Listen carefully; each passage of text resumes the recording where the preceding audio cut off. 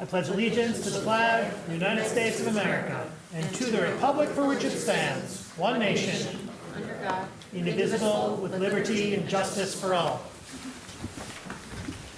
Would our clerk please call the roll of council? Councilmember Dish. Here. Councilmember Harrison. Here. Councilmember Song. Here. Councilmember Watson. Here. Councilmember Radina. Here. Councilmember Ghazi Edwin. Here. Mayor Taylor. Here. Councilmember Iyer. Here. Councilmember Ackman. Here. Councilmember Briggs. Here. Councilmember Cornell. Here. We have a quorum. May I have a motion, please, to approve the agenda? Moved by Councilmember Iyer, seconded by Councilmember Cornell. Discussion of the agenda. All in favor? Opposed? The agenda is approved. Do we have communications today from our city administrator? No, Mayor. In the absence of introductions, we move directly into public comment. We now come to public comment reserve time. Public comment reserve time is an opportunity for members of the public to speak to council and the community about matters of municipal interest. To speak at public comment reserve time, one needs to have signed up in advance by contacting our city clerk. Speakers have 3 minutes in which to speak, so please pay close attention to the time. Our clerk will notify you when 30 seconds are remaining, either by voice or by the clock in front of you. When your time has expired, please conclude your remarks and cede the floor. Our first speaker today is Brett Hautamaki. Brett Hautamaki, you can go ahead and unmute your phone on Zoom. You can press *6 to unmute your phone.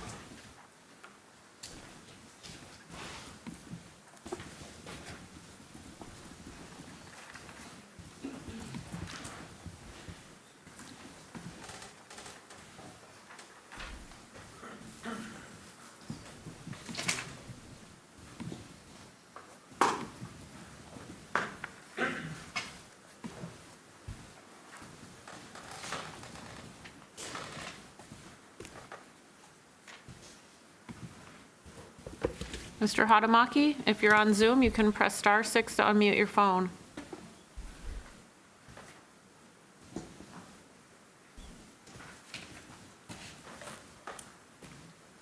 Mayor, I do have the caller on the line, but he's not answering.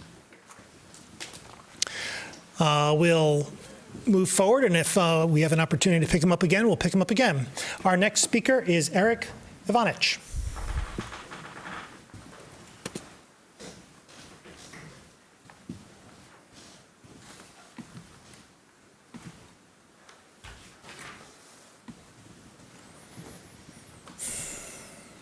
Eric Ivanich on Zoom, go ahead.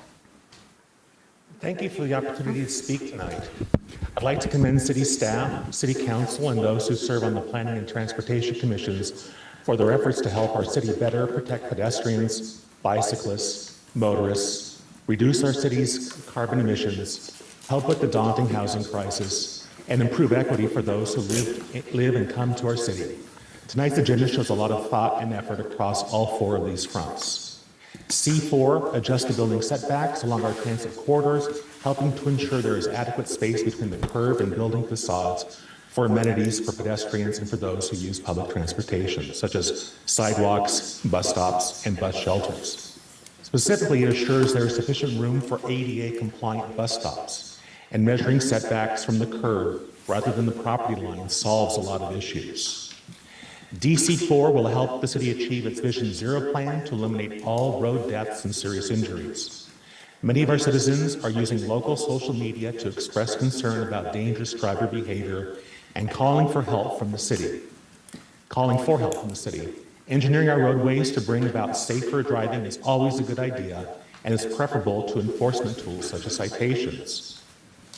Wide multi-lane roads are known to encourage drivers to speed up, which makes them more dangerous. Speeding narrows a driver's field of view, helps them tune out the needs of other types of road users, and increases the chance that anyone struck will be killed. We need to remove obstacles to and accelerate the use of engineering to make our roads safer for everyone. C3 is the most challenging to discuss in such a short amount of time. There's a counterintuitive aspect to it, which understandably creates concern and sadly opens it up to demagoguery. The majority of us clearly want more affordable housing within the city. The high demand for housing combined with the relatively stagnant supply of housing for over decades has really hurt us. We need to address supply, and dense housing in our downtown area is among the most sustainable housing there is. The affordable housing premiums have been in place since 2019, and they have not increased affordable housing by a single unit. Avalon's development at 121 Catherine was always going to be 100% subsidized housing. So in that time, the premiums have placed an artificial limit on the construction of housing. We cannot afford any additional delay in removing these counterproductive limits. 30 seconds. As someone said today on local social media, adding to our housing supply is supported by President Biden's White House and AOC. More housing, as soon as possible, is a progressive response to an acute crisis. Thank you. Thank you. Our next speaker is Chris Stansbury.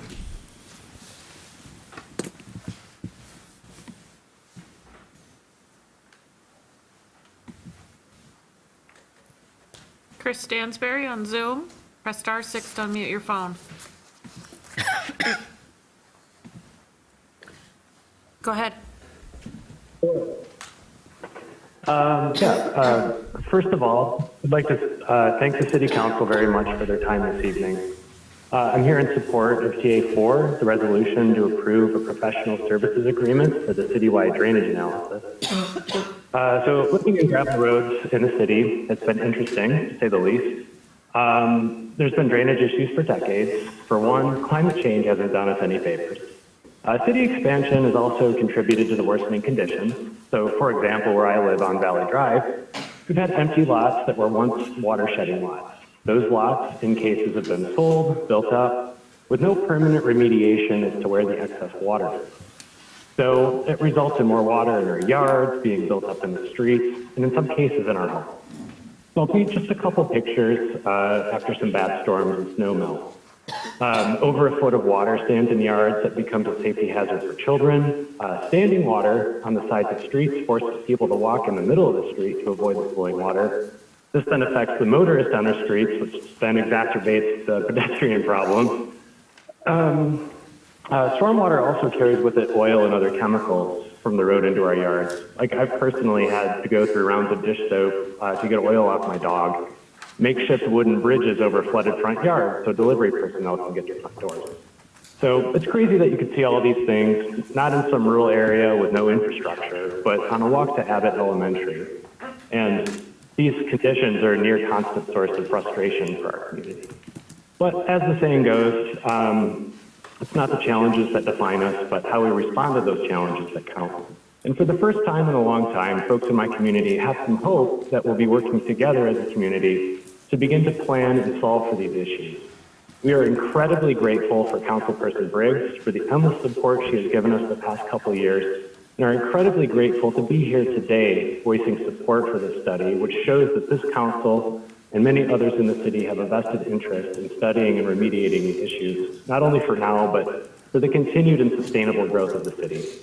And with Ann Arbor being constantly ranked in the top 10 smartest cities in America, all I have to say is, we've got this. So thank you again for allowing me to provide my 3 minutes of context. I highly encourage and back the support of this resolution. So thank you very much. Thank you. We've resolved our technical difficulties. Our next speaker is Brett Hautamaki.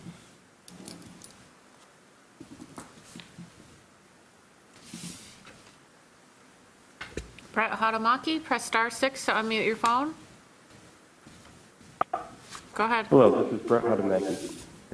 This is Brett Hautamaki calling in from Lower Burns Park. Though I serve as chair of the Transportation Commission, I speak tonight only on my own behalf. I'm calling to express my support for DC4 resolution to accelerate safety improvements on multi-lane roads. I believe that the possibilities for improvements to safety and comfort for all road users make DC4 a critically important component of reaching the goals laid out in the Vision Zero plan. This resolution would direct the city administrator to budget for the costs anticipated in evaluating Ann Arbor's multi-lane roads for lane reductions and or facilitating infrastructure that would benefit transit. It's encouraging to see the commitment expressed by including these evaluations in future budgets, because these sorts of road reconfigurations are a recognized part of the speed management plan toolbox. Budgeting for them is essential. It expresses the seriousness with which I believe the city will consider reconfigurations. by involving consultants where necessary, seeking out best practices, creating design options, and engagement. As always, I expect that city staff will lead these evaluations with expertise and in the best interest of all road users in the quest to achieve Vision Zero. The whereas clauses contain so much important background information, but I want to draw attention to one in particular.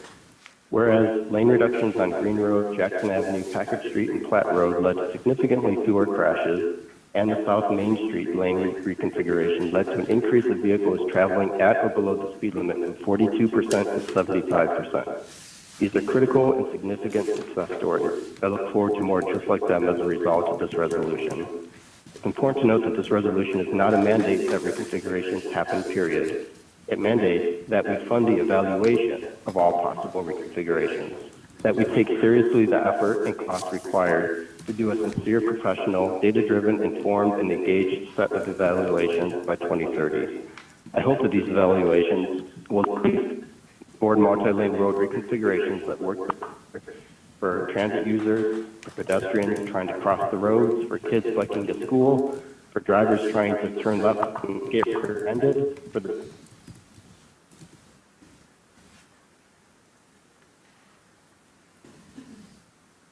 the people living on these roads, and for all those seeking to avoid the known and documented dangers posed by multi-lane roads. Just because our multi-lane roads were built to a certain size decades ago does not mean that those design decisions cannot or should not be revisited. Preferences change, communities change, standards and norms change over 30 time. seconds. So too should our transportation infrastructure. I encourage you all to take a step towards Vision Zero by voting yes on DC4. Thank you. Thank you. Our next speaker is Alexandra Lindstrom.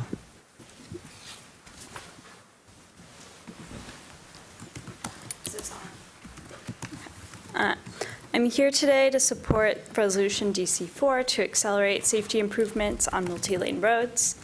I am a cyclist who rides extensively for recreation, and I run all of my errands by bike or by foot when I can.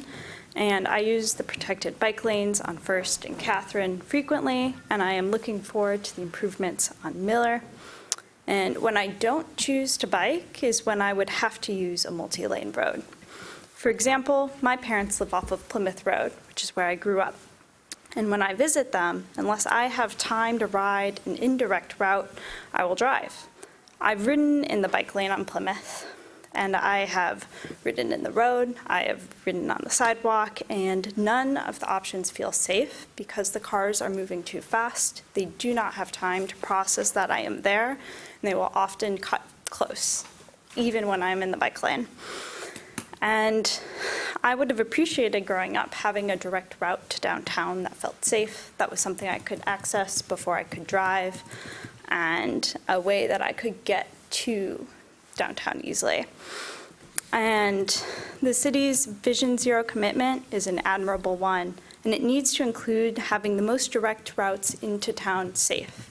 I only often bike from near downtown to other sides of downtown, but we need to expand the access to bicycling infrastructure for the entirety of the city. And I'll share that on roads where there's obvious bike infrastructure, where it's clear that there are many pedestrians, I feel the least aggression from drivers. They can see me ahead of time, they're moving slowly, I feel like I am often seen as an inconvenience or a frustration. I've had people yell at me many times on my bike. But on roads where the infrastructure is actually built up and people are driving the speed limit, I don't experience that, and I feel significantly safer. So I encourage the city to pass this resolution and to continue to build infrastructure for cyclists and pedestrians across the city. Thank you. Our next speaker is Catherine Kuchernas.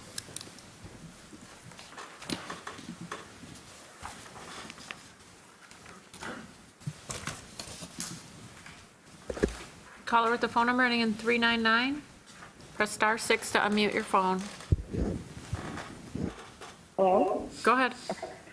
Hi. I was calling in support of the reassessment of the multi-lane roads. I also bike a lot, and I agree with the previous caller that Plymouth is just too fast and overbuilt.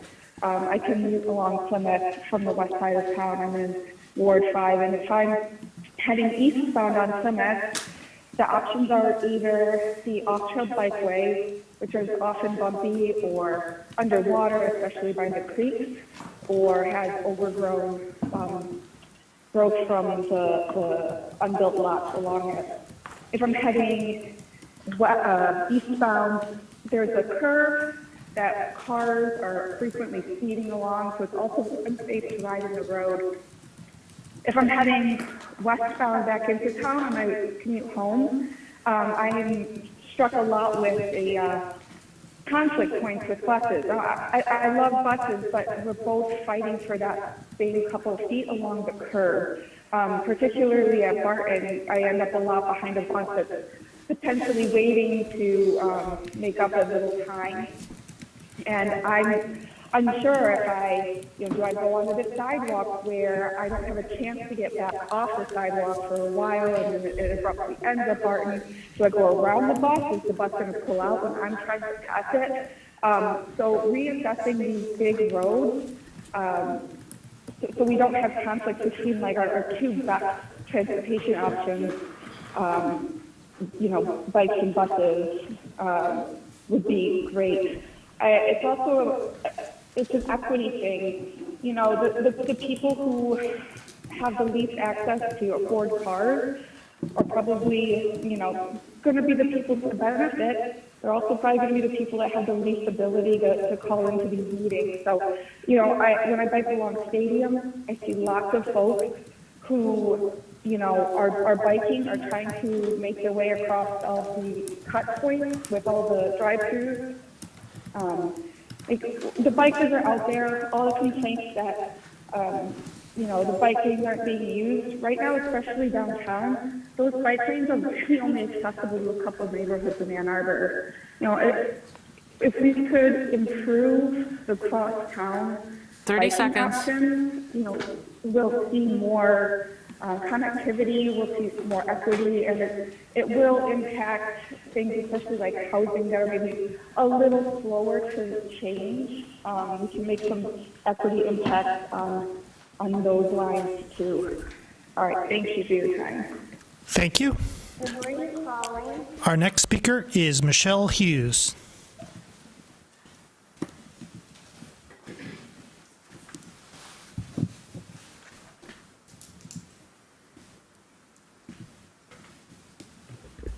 Michelle Hughes on Zoom.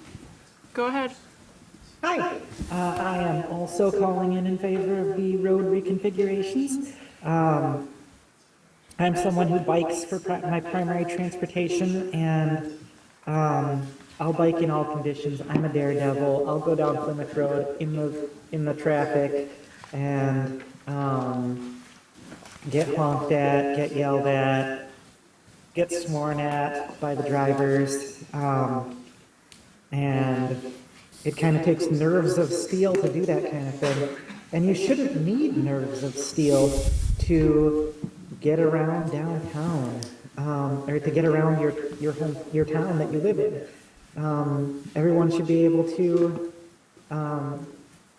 get around your town, even if you can't afford a car, even if you can't drive a car. There's a lot of people who have disabilities that prevent them from driving a car. And our roads should be designed for universal access, meaning that they are helpful for everyone as their default configuration. And that means that it shouldn't be stressful to ride a bike around, because some people need to bike, or some people prefer to bike, and we should be trying to get people to bike as part of our A20 goals. One of our A20 goals is to reduce vehicle miles traveled by 50%. And if we continue to have roads that are built for the exclusive use of cars, then then the only thing we can do to get people to stop driving so much is to cajole and shame, and that's not going to work. You got to make it as as convenient or more convenient to ride a bike, or you gotta make it as convenient or more convenient to take a bus or to walk. And right now, that's not the case. And there's a lot of people who think that biking isn't for everyone. They're like, oh, biking, that's just for biking people, but us normal people, we need to drive our cars. And the reason they think that is because biking is unthinkably dangerous right now. Most people don't want to have to go through these conditions, and so it seems like a completely untenable proposition to ride a bike, whereas if we had a city that was designed around biking, 30 then seconds. it would be unthinkable to do otherwise. So yes, every time we fix a road, that should be an opportunity to actually fix how the road is used in addition to fixing the pavement on the road. So DC4, yes, please Time. do it. Thanks. Thank you. Our next speaker is Ken Garber.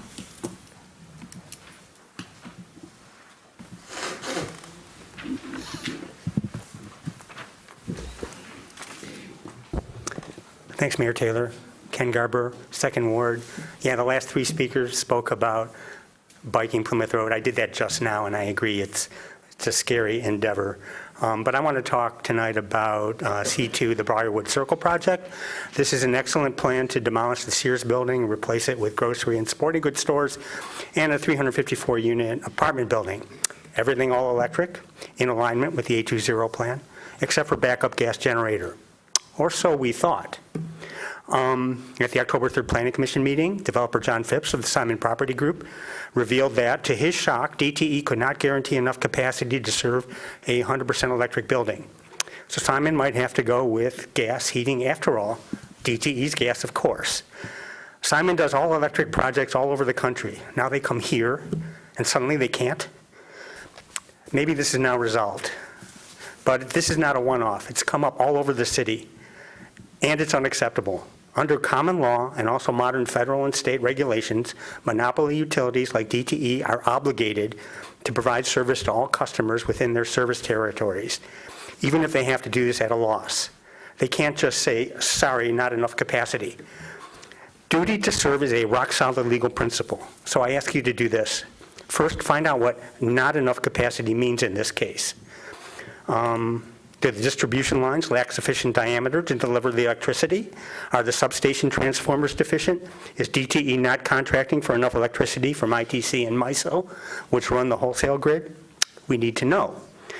DTE engineer Mike Witkowski told Energy Commission in August that the Briarwood substation is one of the most state-of-the-art substations they have. It deploys modern 13.2 kilovolt distribution lines, so sadly lacking elsewhere in the city. How can it be that DTE can't meet demand right there at Briarwood? And if upgrading is needed, DTE should not charge this good developer an arm and a leg under CIAC, which is Contribution to Native Construction.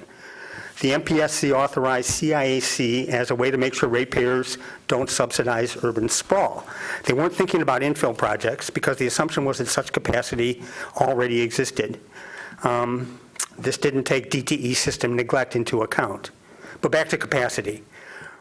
We're approving project after project where developers refuse to go all electric, knowingly helping to wreck our city's climate goals. And here, this one wants to do the right thing, and it can't because of no capacity. Even if that's now resolved, we need to address this general issue by holding DTE accountable for its legal duty to serve. Otherwise, we'll see more good developers like this one forced to use gas. Thank you. Our next speaker is Ross Smith.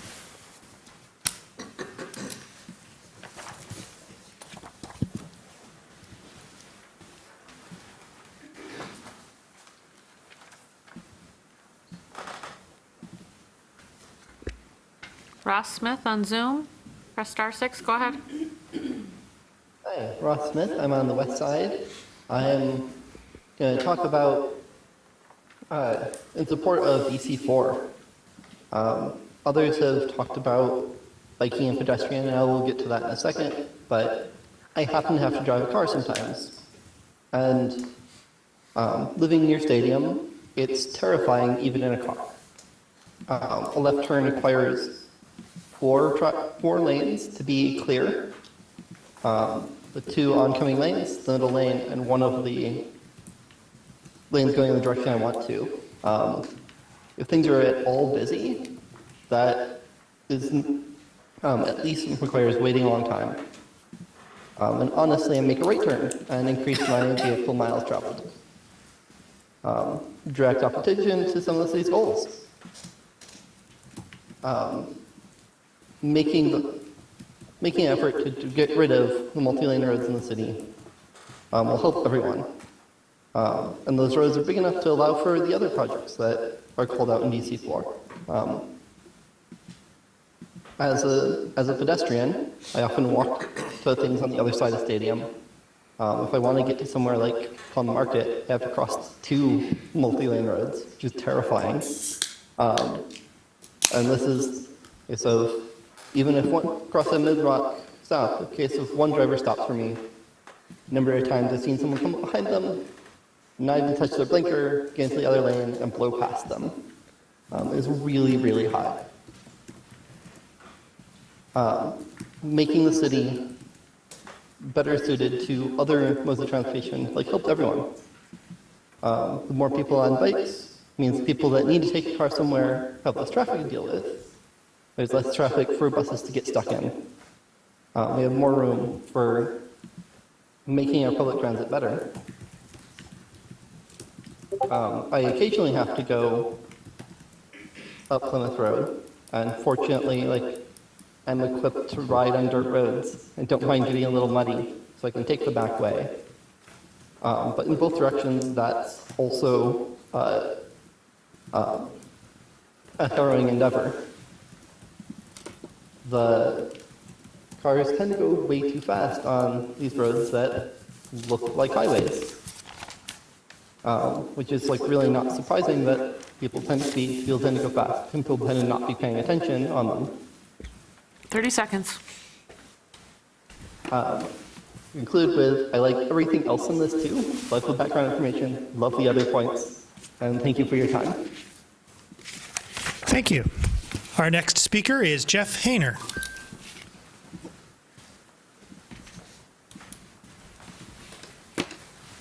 Hello. It was nice to hear that last speaker have a little empathy for people whose trades, professions, and so on don't allow them to ride bicycles or take the bus places, and we got to recognize that that's part of our community too. And I think it was neat that he said that. It would be great if it was the fact that if more people took bikes and buses and so on, there would be more room for the tradespeople and the service people and the delivery people and everybody else that are part of our community. I'm here to talk about CA18, which is the public restroom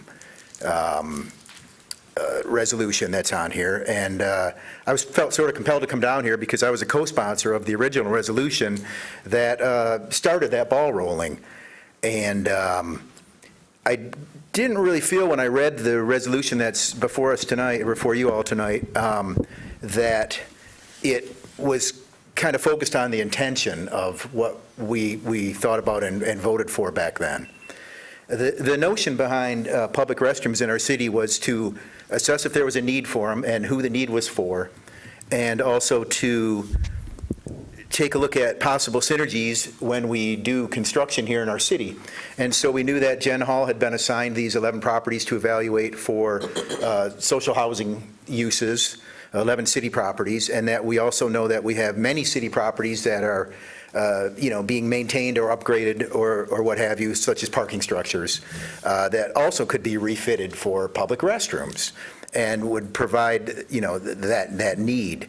And in addition to that was the library lot. And of course, the library lot, the voters said that it's supposed to be a public space of commons and that it's supposed to be developed as such. And that seemed like another perfect opportunity to integrate public restrooms in our community. And so I didn't really feel like the intention was to put temporary facilities as tests out there in the community.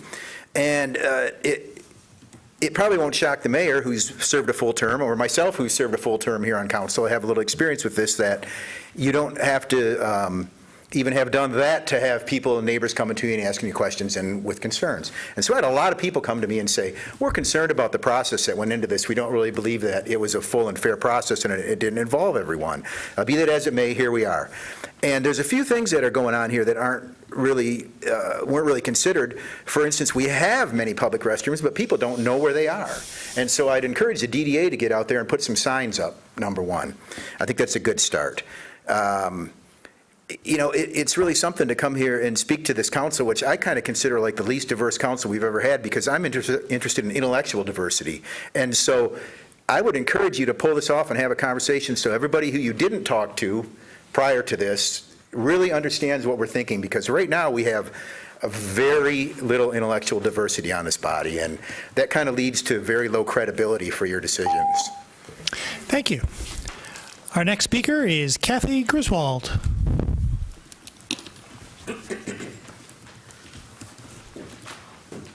Good evening. When former council member Hayner said intellectual diversity, I don't think he meant some smart people and some dumb people. I think he meant diversity of thought. So anyway, and I just love the mural here. It captures the essence of wishful thinking. And I feel like I'm in heaven or something. It's like you think it and it happens. Okay, I'm going to be serious now because these are really dark times, but we've got some positive energy in this community right now. The first one is regarding the EPA. And most people realize that this has been a decades-long struggle. And I'll just read from the press release of Congresswoman Debbie Dingell.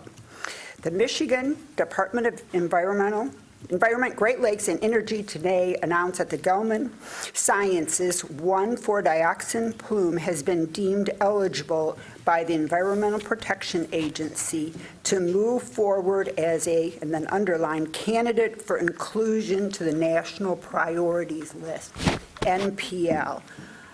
This is just wonderful news, and it means that we move from a data collection, a data analysis stage, to just a political stage. It's going to be in the Federal Register in a few months, and we still have a fight because, of course, Gelman is not going to just accept this.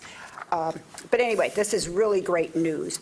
Another thing I want to mention is middle-income housing, which I've been working on. And the blog, Developing Ann Arbor, which if you're not following it, you really should, says one thing is clear from the initial U of M campus 2050 plan, open houses, and the resulting land use ideas publication.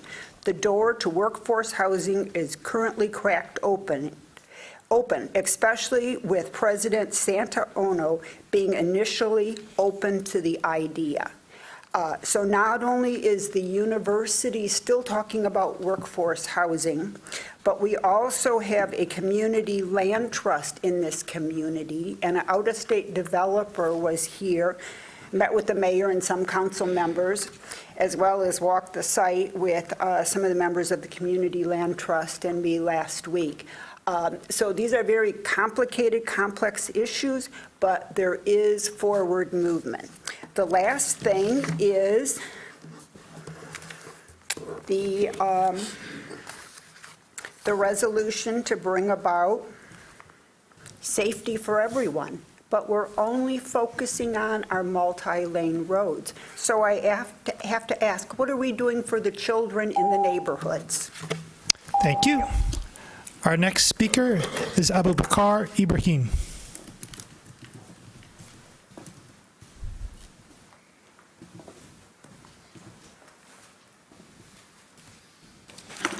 Abu Bakar Ibrahim.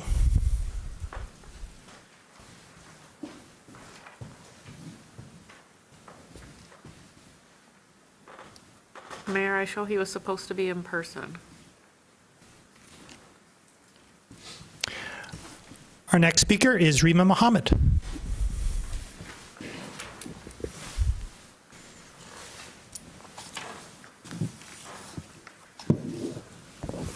So first of all, thank you for having me here, especially talking to all of you. I know pretty much everyone here, but like many of you, I am heartbroken about the ongoing violence, suffering, and loss of life among the Israeli and Palestinian people.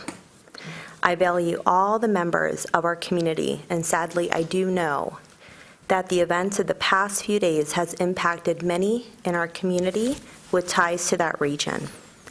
Just to give you some background, I think you probably already know that I'm Palestinian Muslim American who came to this country as a refugee. I'm also an elected, yet I feel alone and hurt. But my hurt runs deep, and this is personal.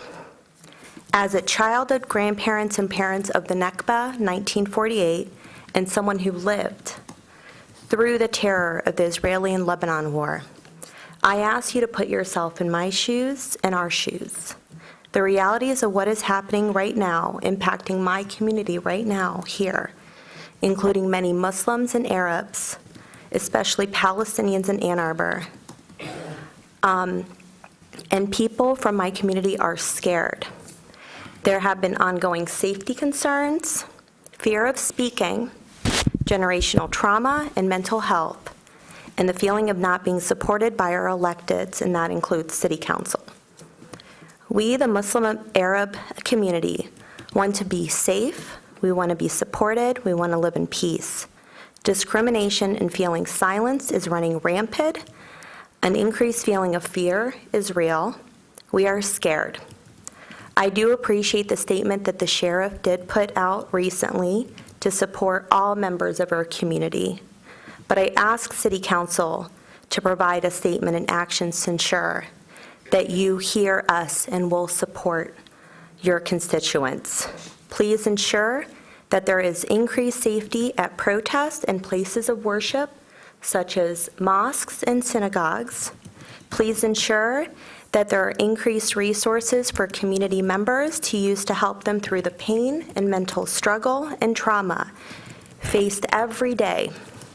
Please use your advocacy as electeds, as we all do, to support a ceasefire in Gaza and Israel right now, and to ensure that all funding and supports are provided for humanitarian aid for those that need it in that region. Especially looking at funding to support weapons. Again, please use your advocacy to prioritize the funding for humanitarian aid. And I do want to say, please, to end it, please do not fail us. We elected you to serve all the members of our community, and we need action now. Thank you. Thank you. Our next speaker is Jonathan Horde.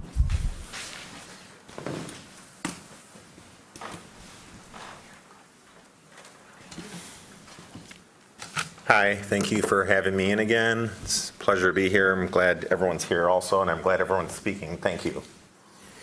All right, so I'm here to talk about most items on the agenda list, and that is we can't afford it. This is a call to reduce spending, reduce expansion, and lower taxes, and increase resources for the ones who really need it. In my opinion, this is now more important than ever because the people need as much help as they can get. Credit card debt is at all-time highs, savings at extreme lows, and prices keep going up, and I fear this is just the beginning. There's a good chance we'll be entering a stagflationary depression in 2024. What this means is the economy retracts, unemployment rises, and at the same time, cost of food and energy and essentials will keep going up. This is all because of a debt bubble that we inflated for 50 years via government spending by monetizing the debt, which means we printed it to pay for everything. That illusion of wealth is bursting. The bubble we inflated is bursting. The reverse repo market is being drained of cash to prop up the Treasury market. The failing Treasury market is wreaking havoc on the bank's balance sheet. The Rescue Bank Lending Term Program expires in March. So it's only a matter of time before the Federal Reserve will need to step in and start the money inflationary machine back up. at which point prices will rise faster as the dollar collapses and loses purchasing power. The end result is people struggle more to make ends meet and life gets tougher. Now is not the time to spend like we have. We cannot afford it. Now it's time to reduce spending greatly, rein in the debt, and bring taxes down significantly to help our residents, who in turn will help the community. I know this because I know Ann Arbor, and that's what we do. Thank you. Thank you. Our next speaker is Annie Wolcock.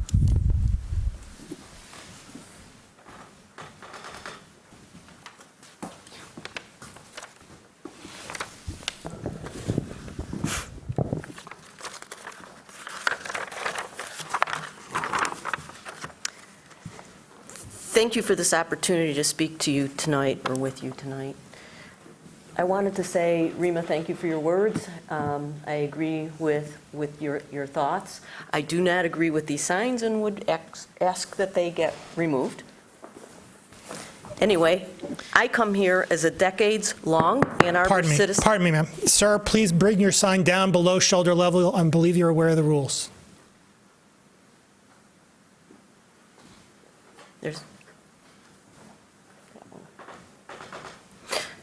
I come here as a decades-long Ann Arbor citizen and downtown business owner. I'm also a Jew, and I'm also hurting. I'm not here to educate or pontificate about the atrocities that have occurred in the Middle East over the past month or the past 2,500 years. But on October 7th, Hamas massacred over 1,000 Jewish civilians because they were Jews. They were slaughtered and tortured.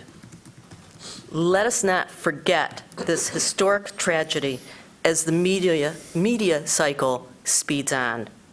As a Jew, I want to hear from my civic leaders in these times of increased hate, anti-Semitism, and Islamophobia.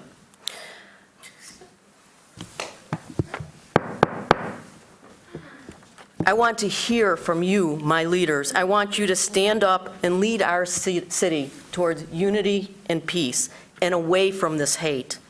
Maybe you can't speak as a group and speak for the whole city. I truly get that.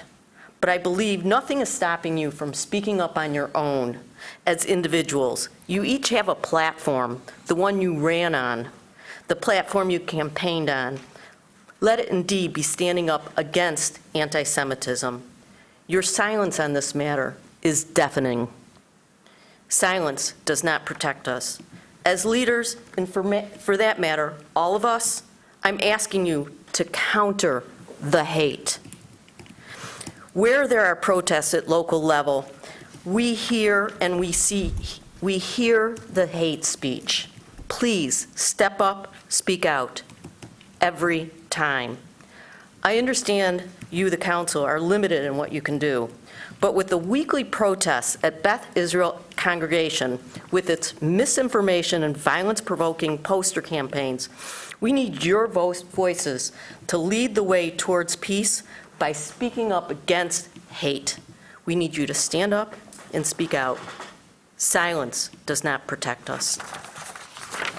Thank you. Our next speaker is Peter Eckstein.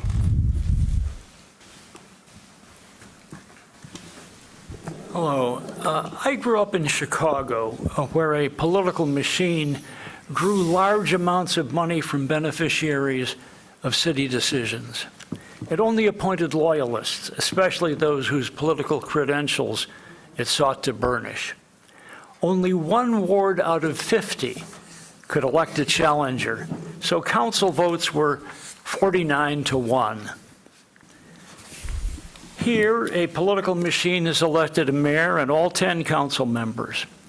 Issues are not debated, and votes are almost always unanimous. In the last city council, machine candidates overall outraised their rivals by 2.5-1.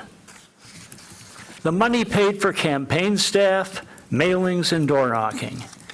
Such victories are not always the voice of the people, but often that of big money, much of it from outside the ward and even outside the city. Some of the machine's money came from disinterested, wealthy donors, but much from wealthy donors and PACs with a financial interest in city actions. Our Michigan contribution limits are already outrageously high, more than $1,200 for council and twice that for mayor. One spouse can donate $1,200 to a council candidate. The other can donate $1,200 too, and a PAC they support can donate $12,000 more. They can easily overwhelm the $50 and $100 contributions from small neighborhood fundraisers. Yet now we see the creation of a new PAC to support machine candidates. It will be a new way for wealthy interests to donate even more. Progressives in Michigan in America have long struggled to reduce the role of big money in politics, a rearguard effort against entrenched Republican power. Think Mitch McConnell, think Citizens United, think Charles Koch. What can you do? Council can create a city fund to donate modest public funds to someone meeting a threshold of support, say twice the number of signatures needed to run. Individually, you can pledge, as some of you may have done, to refuse any PAC money in future campaigns. And you can speak out against yet another PAC designed to bolster even further the coffers of the machine. Democracy in Ann Arbor may be already dead, but if it still has a glimmer of life, this new PAC can administer the coup de grace. Thank you. Insofar as we have not reached 45 minutes of public comment, we have a time for one more speaker. Our next speaker is Henry Herskovitz.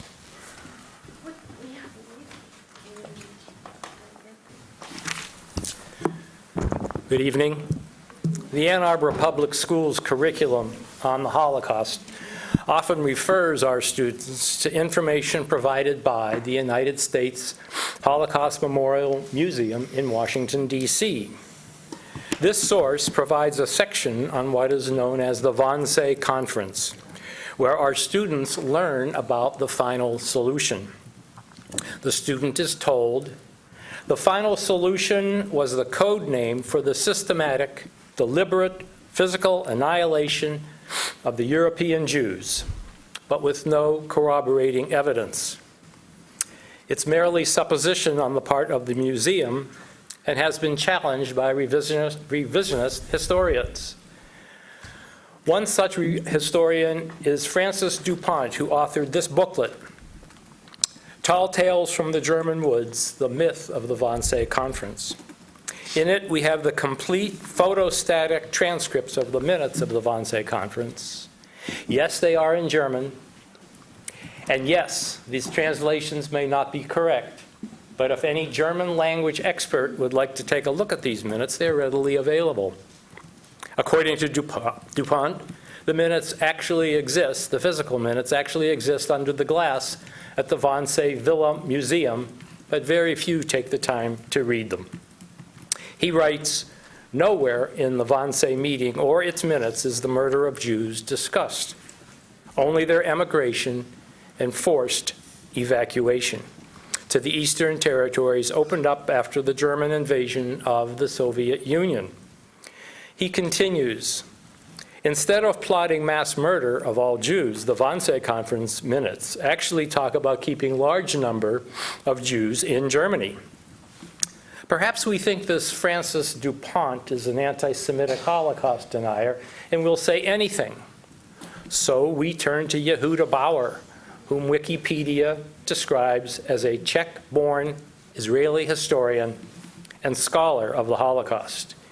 Here's what Professor Bauer said, quoted by the Canadian Jewish News, January 30, 1992. The public still repeats, time after time, the silly story that at Wannsee the extermination of the Jews was arrived at. There are many other sources that our students could access that would allow them to comply with their mandated education on the Holocaust. Responsible leaders should encourage this access. Thank you. Are there communications today from council?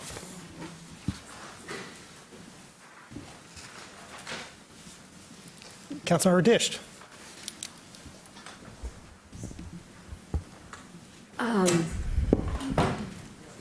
Nowhere in the U.S. Constitution is the word slave or slavery mentioned, but there are 4 articles in the Constitution that enable its perpetuation, that protect it legislatively so that it cannot be voted out of practice.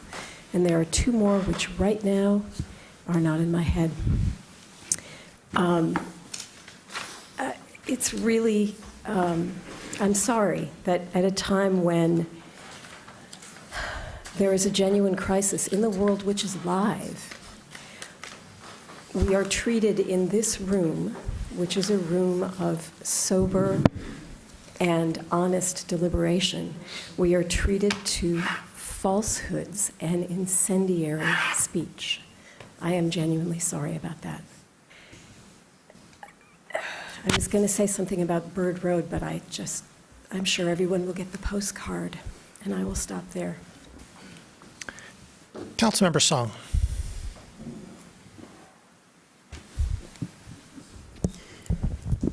For the folks who are here in person and your confused looks, yes, we did just have a Holocaust denier give public comments, and I will continue my promise, which is whenever a Holocaust denier comes and give public comments to City Council, I will donate $1,000 to Jewish Family Services, an organization I serve on the board for, and which we will be celebrating a 30th year anniversary this Sunday in reflection of their work, their good work that they do in this community, resettling mostly Muslim refugees from Afghanistan, currently in Ukraine.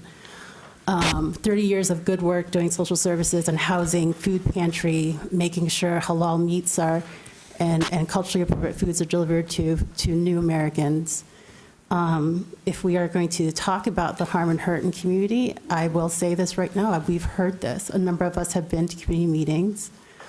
I hear it pretty regularly from Jewish community members. I hear it directly from Trustee Mohammed, who I'm so glad she came here in person to share her grief that she shared when she invited most of us, I think as the ones who could attend, to the Mosque and Islamic Center 2 weeks ago. And might I add, with a full spread of baked goods and treats. It was incredible to talk about the shared pain and grief, but then also host us in ways that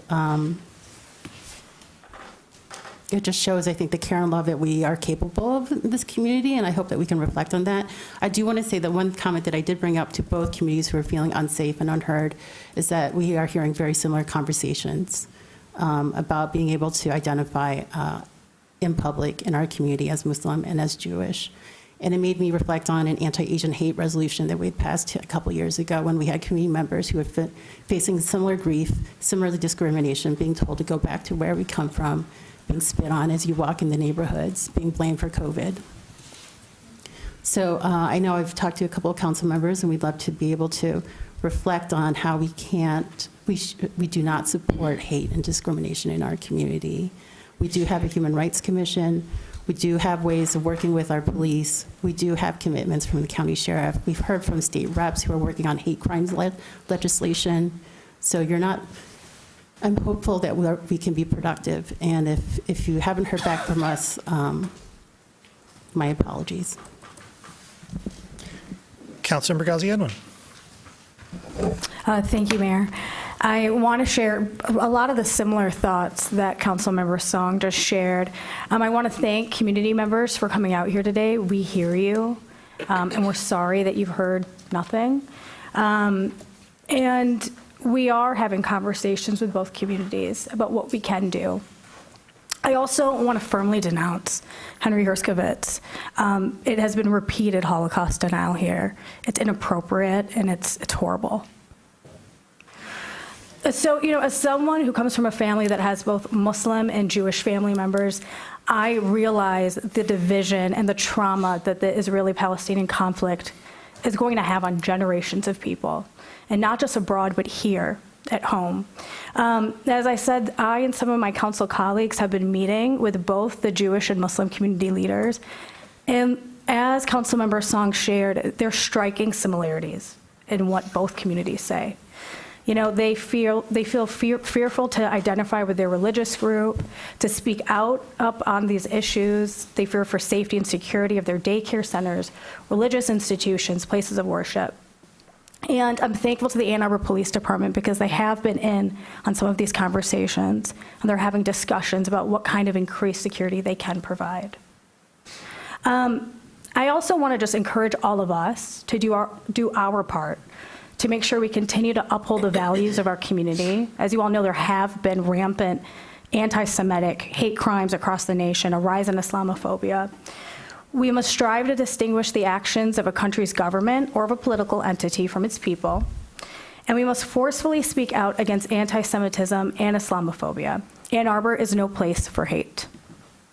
Not against Muslim people, not against Jewish people, not against Arab Americans, not against Israeli Americans, nor against Palestinian Americans, or anyone else.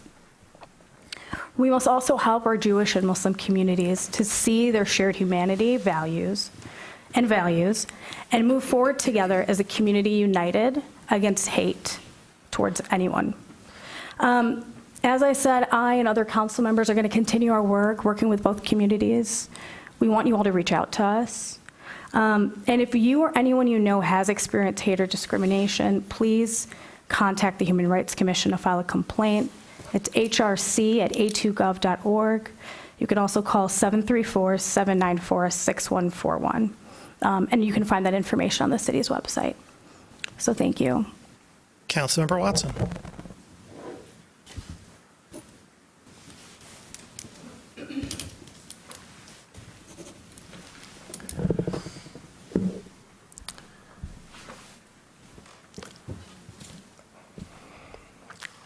You know, I growing up here in Ann Arbor, it was just as common to go to a Passover Seder as it was an Iftar. And what we're hearing from these communities today in this room, in calls I've gotten from constituents, is that people want to live, work, worship, and play in peace, not worrying about their identity and how that could result in any sort of violence, assault, discrimination.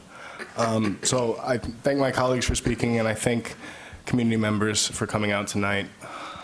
It's always hard to transition in these contexts, but as part of my continued commitment to constituent engagement, I'd like to invite Ward 2 residents to join me at my next listening session, Sunday, November 19th, from 3 to 4:30 p.m.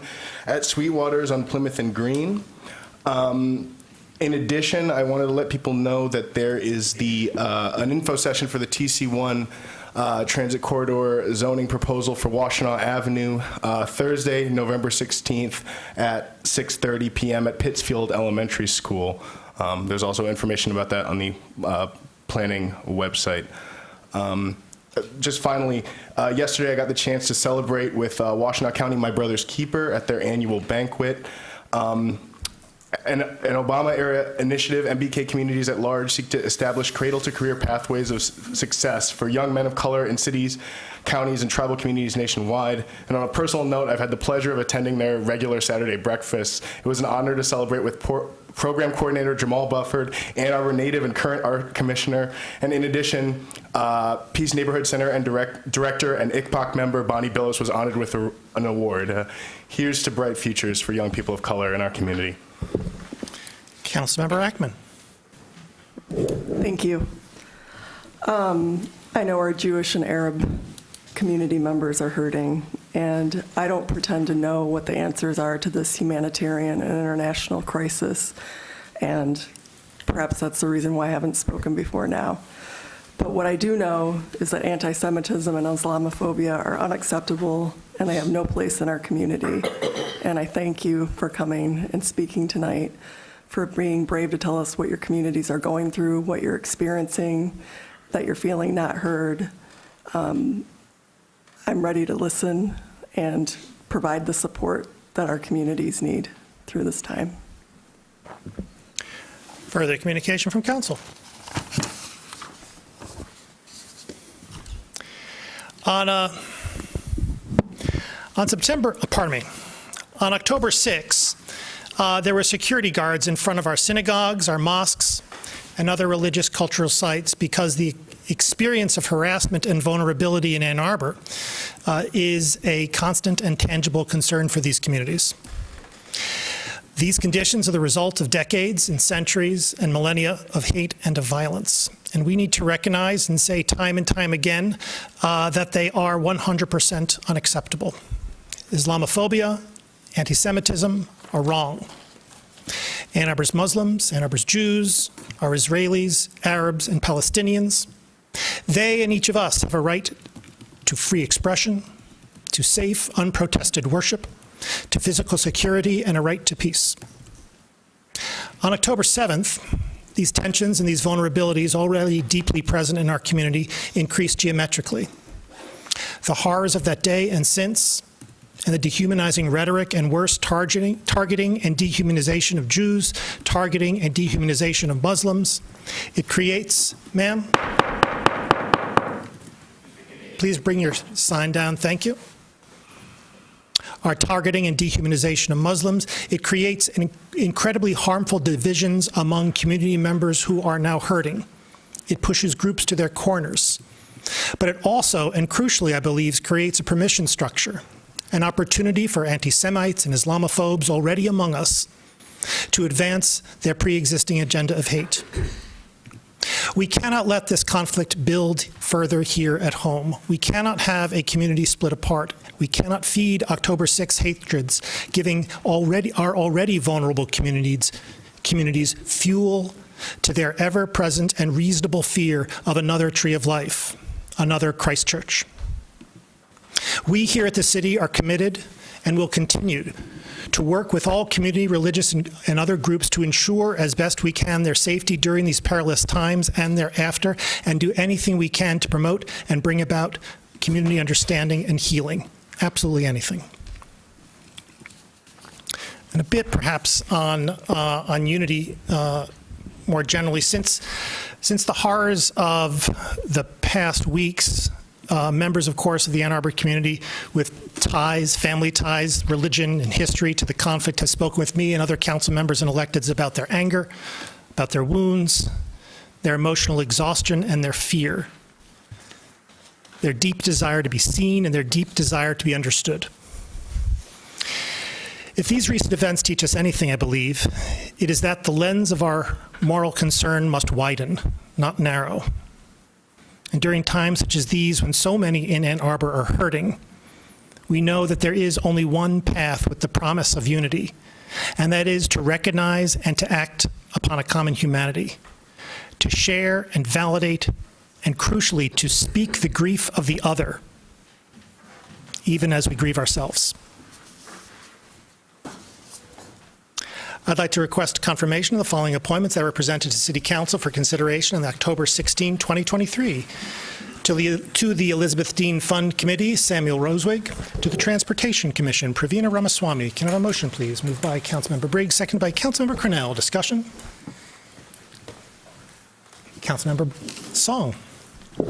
I'd like to note that Pravina Ramaswamy was previously served on the Parks Advisory Commission, and if only more residents could be overachievers and commit to multiple commissions. So thank you, Pravina Ramaswamy, for additional time and commitment to the city.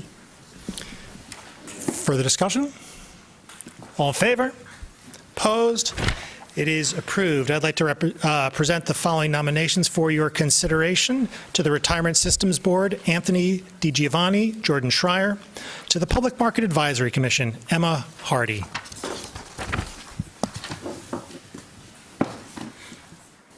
May I have a motion, please, to approve the consent agenda? Moved by Councilmember Cornell, seconded by Councilmember Ackman. Discussion of the consent agenda.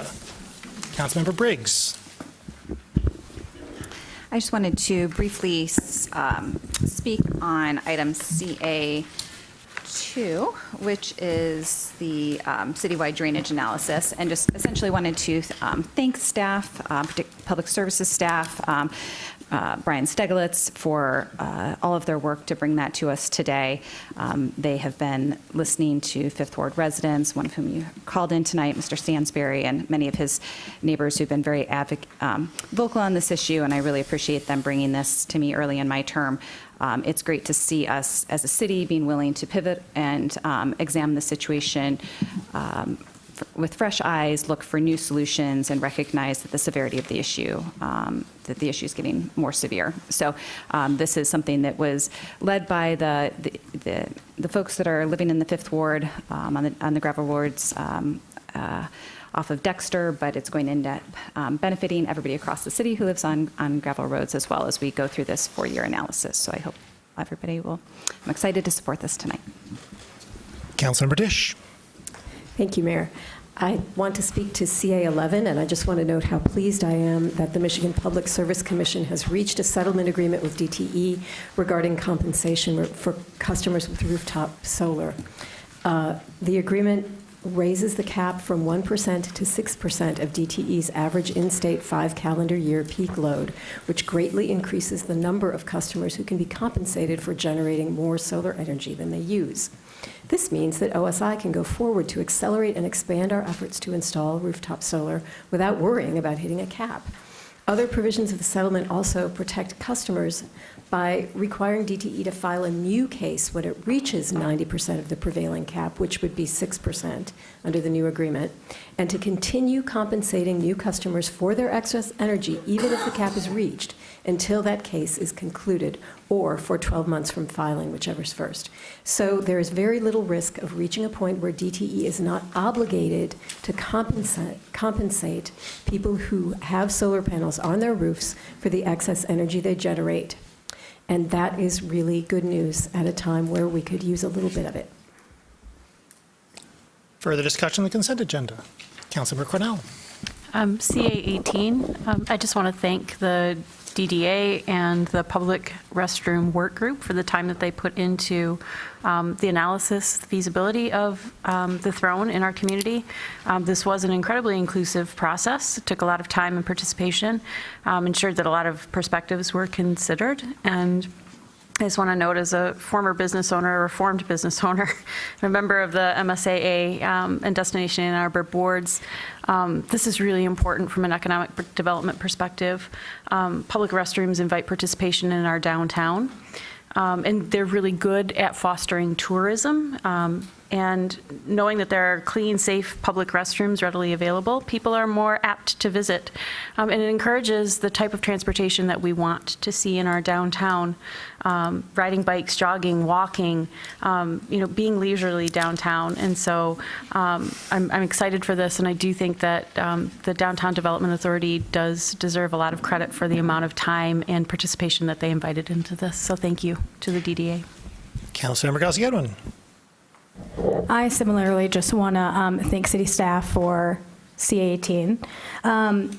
And I think, some of our council members already mentioned that having these publicly available restrooms, they're an equity issue, racial equity issue, and also an accessibility issue for older adults and people with disabilities.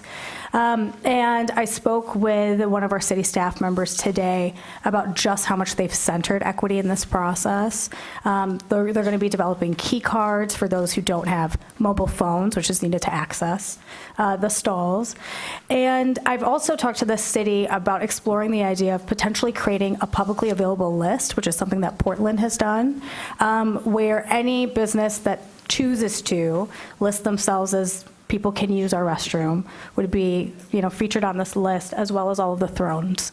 So it's something that we're talking about, just so people can easily navigate our downtown area and accessibly navigate it.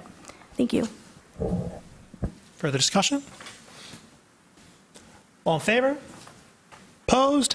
It is approved. The consent agenda is approved with 11 council members present, all vote in the affirmative, thus satisfying the 8-vote requirement with respect to CA7, CA8, CA17, and CA18.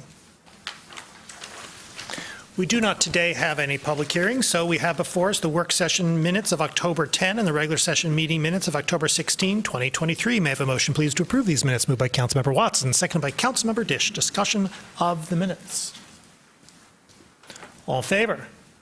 Opposed? The minutes are approved. C1, an ordinance to amend Chapter 55 zoning, amendment to the approved PUD Planned Unit Development District, Lockwood of Ann Arbor PUD zoning and supplemental regulations 2195 East Ellsworth. Moved by Councilmember Dish, seconded by Councilmember Radina. Discussion, please, of C1. Councilmember Dish. This is a very straightforward resolution or ordinance change, actually, zoning change. A survey conducted by the developer during construction revealed that the building foundation extended slightly over the east and south setbacks. Because the foundation is laid and the building is under construction, it makes more sense to make slight reductions to the site plan to the east and south side setbacks than it does to start over repouring the foundation. No new construction is proposed. There are no other changes to the site plan or the zoning regulations. But this does, if nothing else, illustrate a disadvantage of PUD zoning, because something like this should not be coming to council. It should be a planning manager approval. But because we are having to use PUDs in certain circumstances where our zoning does not forward our goals, we are seeing this as a vote on council. So please vote yes in an expeditious way.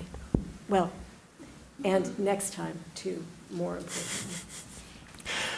Further discussion of C1. All in favor? Opposed? It's approved. C2, an ordinance to amend the zoning map being part of Section 5.10.2 of Chapter 55 of Title 5 of the Code of the City of Ann Arbor, rezoning 8.3 acres from P Parking District to C2B Business Service District, 900 Briarwood Circle. Moved by Councilmember Dish, seconded by Councilmember Harrison. Discussion, please, of C2. Councilmember Dish. We had some great public comment on this one. Just to clarify, tonight all we are doing is approving the zoning, and you just heard what it will allow. C2B aligns with the zoning of the remaining development and the mall's footprint. Most of the land around the mall is Zone P for parking. We definitely want to put housing on parking lots. That's my reverse Joni Mitchell, even if it isn't quite that. So this should be a happy zoning vote. We will see the associated site plan on second reading, and I have asked planning staff, and they have informed me that they have asked the developer to confirm whether or not the building will be electrified so that this provision can be included in the development agreement that will accompany the site plan at City Council in December. We do not yet know whether they can confirm that, and I understand the concerns that have been raised about DTE's either inability or unwillingness to provide capacity, and we can try to investigate those issues as best we can. Further discussion? Councilmember Ackman. Since this is a Ward 4 project, I just wanted to say I haven't heard from a single person who doesn't think it's not a good idea to build housing on an empty parking lot and abandoned Sears building. So I'm excited to see this move forward with the grocery store and to welcome new residents to the city and the ward. Further discussion? All in favor? Opposed? It's approved. C3, an ordinance to amend sections 5.17.4 and 5.18.6 of Chapter 55, Unified Development Code of Title 5 of the Code of the City of Ann Arbor, premiums D1, D2, floor area ratio. Moved by Councilmember Dish, seconded by Councilmember Watson. Discussion, please, of C3. Mr. Leonard. Good evening, Mayor and Council. I'm Brett Leonard. I'm the planning manager. There was a series of questions that were asked that I'd like to address for this introduction. The first question, why haven't the FAR premiums worked to create affordable units? From 2009 to 2019, housing development was realized downtown solely by the use of the residential premium. Projects during this time had enough financial viability without the requirement to exceed the 700% floor area ratio for many of those projects, and which would require the provision of affordable homes. From 2019 on, several factors such as COVID, increased construction costs, and the requirement to incorporate a portion. People with signs, please keep your signs below shoulder level. Mr. Leonard, thank you. No problem. From 2019 on, factors such as COVID, increased construction costs, and the requirements to incorporate a portion of the affordable units into each development likely have all contributed to the current premium regulations not resulting in affordable homes. The second question, did staff, planning commission, or consultants looked at the possibility of payment in lieu to the Affordable Housing Fund rather than developer building units themselves? Yes, this was considered. Some of the related factors that were discussed around this issue include how such a requirement would make development more costly or difficult in an area where new housing is appropriate and desired. The city has made other commitments to the provision of affordable housing on city-owned sites in and around the downtown. The approval of the affordable housing millage since the adoption of the 2019 premiums applies to all property in the city, including any new development in the downtown districts, and concerns about a sole payment in lieu model, which could appear to link a financial payment in exchange for a different set of regulations to apply to projects in the downtown. For the last question, do we expect the height premium to result in affordable units? Why or why not? This is difficult to predict, I want to be honest. The city has experienced many projects that have been restricted by the height limits in addition to the FAR limits over the history of premiums in the downtown. To the extent that increased height will help to overcome other economic challenges to projects, then the provision would likely be utilized. The existing language will also enable the city to adjust these requirements in the future if deemed too difficult to achieve, or if we experience some imbalance in the type of premiums that are sought between sustainability or affordability. Thank you. Discussion of C3. Councilmember Dish. So just for those of you who are not entirely clear on what we are doing here, what we are voting on here, the proposal is to eliminate floor area ratio premiums and floor area ratio restrictions in downtown, so that development in the city's downtown zoning districts, D1 and D2, will be regulated solely by height. And that in D1 means 180 to 120 feet. In D2, it means mostly 60 feet, but 120 in the Main Street Character District. And in addition to the factors that Mr. Leonard just mentioned, an extensive public outreach, public engagement effort suggested that the floor area ratio regulations were cumbersome. They are also unusual. It is not usual to regulate both by floor area ratio and height. So around the country, that is odd. So it is hoped that the proposed amendments to the premiums, which essentially do not amend them, they remove them, will make the process for downtown development more predictable, efficient, and transparent. This is in no way a retreat from our commitment to affordable housing. In fact, no affordable units have resulted from the 2019 premiums revision. And in addition, it's worth mentioning that building massing standards and front setback standards in the downtown character overlay districts will remain. Further discussion? Councilmember Ackman. I'm hoping that I can ask a clarifying question of staff, and I actually asked it ahead of the meeting. Sorry, I think it got lost. But I noticed in the staff report, it said, sorry, let me find this. There's expected to be fewer buildings with on-site affordable housing units or providing payments in lieu. Like, it said that somewhere in the report. But then but my understanding is we've had 0 built since 2019, so how can we have less than 0? That was a statement collective over the life of the premiums. Since 2009, the premiums have been used to incentivize both housing and affordable housing. Largely from 2009, as referenced to 2019, there were no housing. There were a handful of projects that actually did include some affordable units just as the regulations were changing. But generally, collectively, by the elimination of the entirety of the premiums framework in the ordinance, that was the basis for that language. Okay, thank you. Further discussion? All in favor? Opposed? It is approved. C4, an ordinance to amend sections 5.10.2 and 5.17 of Chapter 55, the Unified Development Code of Title V of the Code of the City of Ann Arbor. Moved by Councilmember Dish, seconded by Councilmember Cornell. Discussion, please, of C4. Councilmember Dish.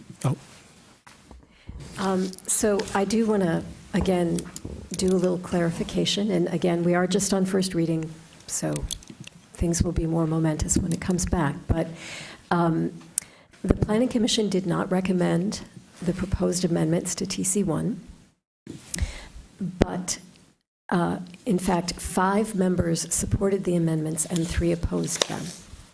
And so there is a rule that you need 6 for approval, and that's why a 5-3 vote ends up as a denial.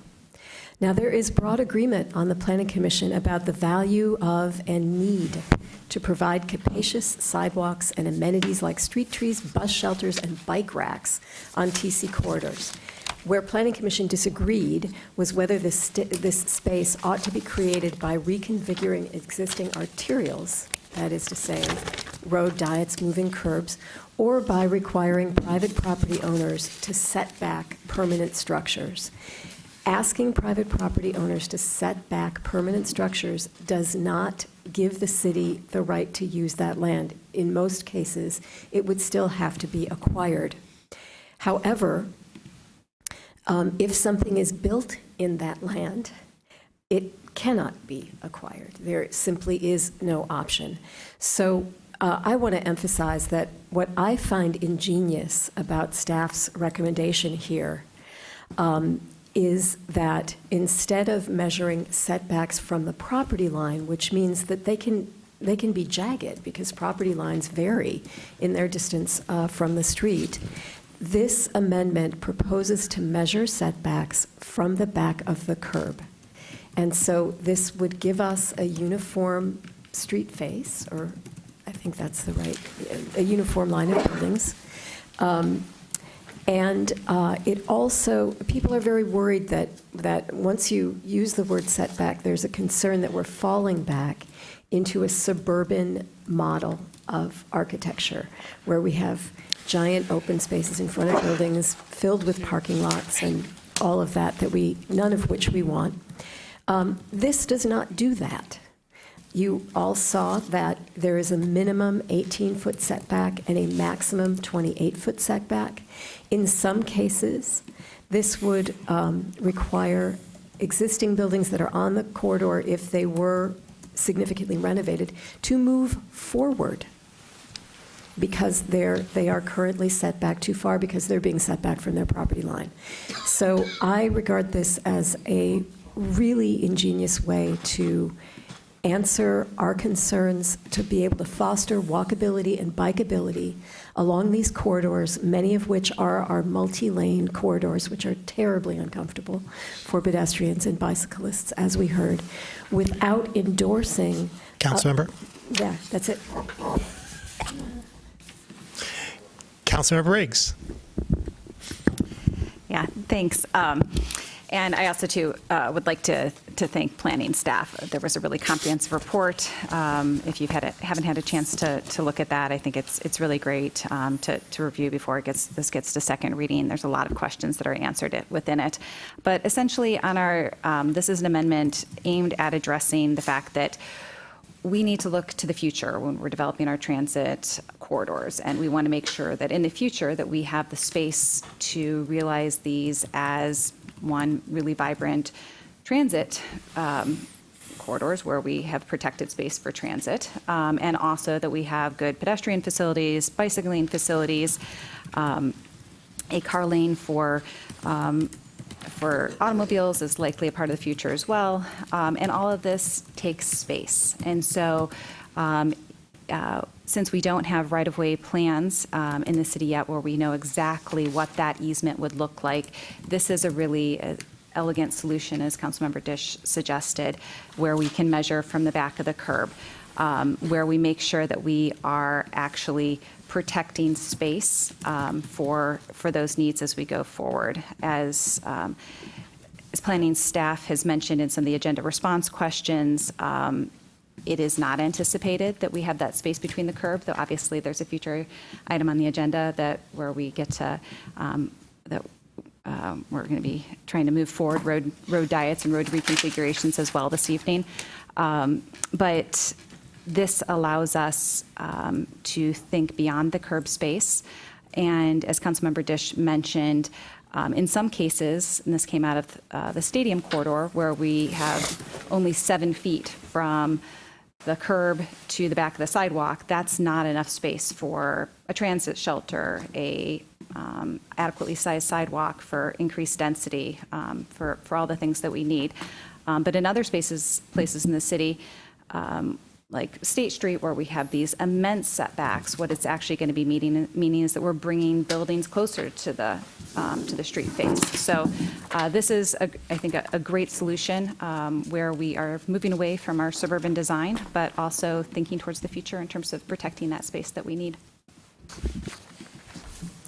Further discussion? All in favor? Opposed? It is approved. DC1, resolution to appoint Anya Ganger to the Health and Human Services Advisory Board. Moved by Councilmember Watson, seconded by Councilmember Radina. Discussion, please, of DC1. All in favor? Opposed? It's approved. DC2, resolution to approve a subrecipient agreement with IMEG Consultants Corp. For technical leadership in the Bryant District Geothermal Project is awarded by the U.S. Department of Energy in the amount of $246,250. Moved by Councilmember Cornell, seconded by Councilmember Radina. Discussion, please, of DC2.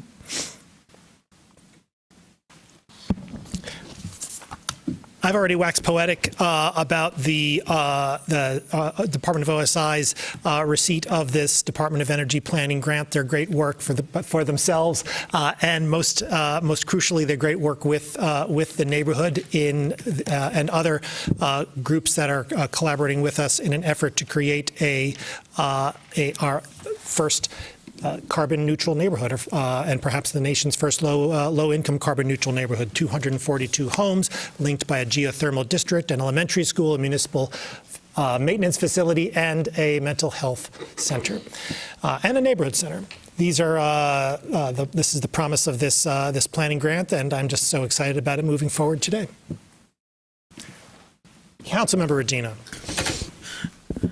I feel like I should say something as a resident of this neighborhood, but I feel like I've talked about it quite a bit before as well. I'm just really excited about this. I think, first of all, the work of OSI and our partners in the neighborhood and in the community is just really incredible. I think this is another great step towards achieving our goals and as the mayor noted, achieving our first carbon neutral neighborhood. But what I think is really most exciting about this is the way that the neighborhood has really wrapped their arms around this, and the excitement that you can feel around some of this work in the community, with folks, showing up at events that are co-hosted by OSI and the Bryant Community Center, participating in neighborhood projects to support one another, and then also just sharing stories about the impacts that this work is already having in the community to reduce costs for folks in low-income situations, but also just to improve the efficiency and frankly, sometimes saving the lives of people as we're going through and doing energy assessments and recognizing that gas stoves are leaking and potentially killing people. And so this work that OSI is doing holistically in the Bryant neighborhood is just really incredible, life-saving work, and this will continue to complement that. So thank you. Further discussion?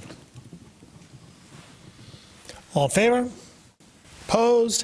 It is approved. DC3, resolution to permanently relocate Precinct 220 from the First United Methodist Church at 11001 Green Road to King Elementary School at 3800 Waldenwood Lane, beginning with the 2024 presidential primary. Moved by Councilmember Watson, seconded by Councilmember Dish. Discussion, please, of DC3. Councilmember Watson. Thanks, as always, to the city clerk's office for being on top of things. They've been notified that First United Methodist Church on Green Road will no longer be able to serve as a polling place due to their consolidation of services into other existing buildings. But thank you to Ms. Boudry and to AAPS for being willing to move the polling place to King School. 2 precincts will now be located at King School, 219 and 220, but we expect this not to cause any additional challenges due to the fact that many voters in these 2 precincts choose to vote early by mail and now have the option to do early in-person voting before Election Day. So we expect a much lighter traditional Election Day polling place turnout. King School is the perfect location because it's accessible, and I guess to put it quite simply, everybody knows where it is, and it's walking distance to almost everywhere, to everywhere in the precinct.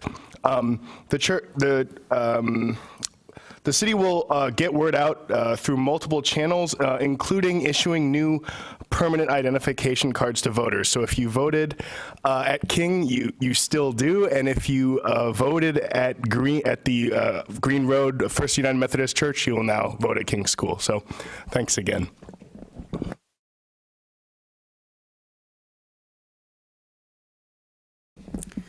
This is actually my polling place where I've been an observer, where hundreds of neighbors vote ahead of me. They're usually first in line. We have very eager voters at this polling location. I think it'll be a pretty easy transition to King Elementary. And now with the additional road improvements to get to King Elementary, I'd love to see when families come and bring their kids to vote. So I'm really eager for this transition, and I thank Councilmember Watson for putting this resolution forward and working with our city clerk.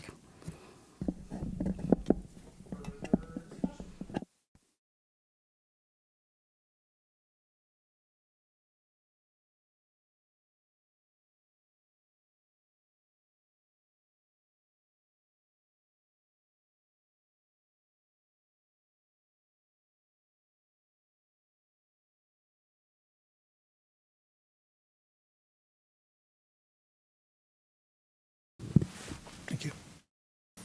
Mr. Mahoney. Mr. Hess is available to do the introduction.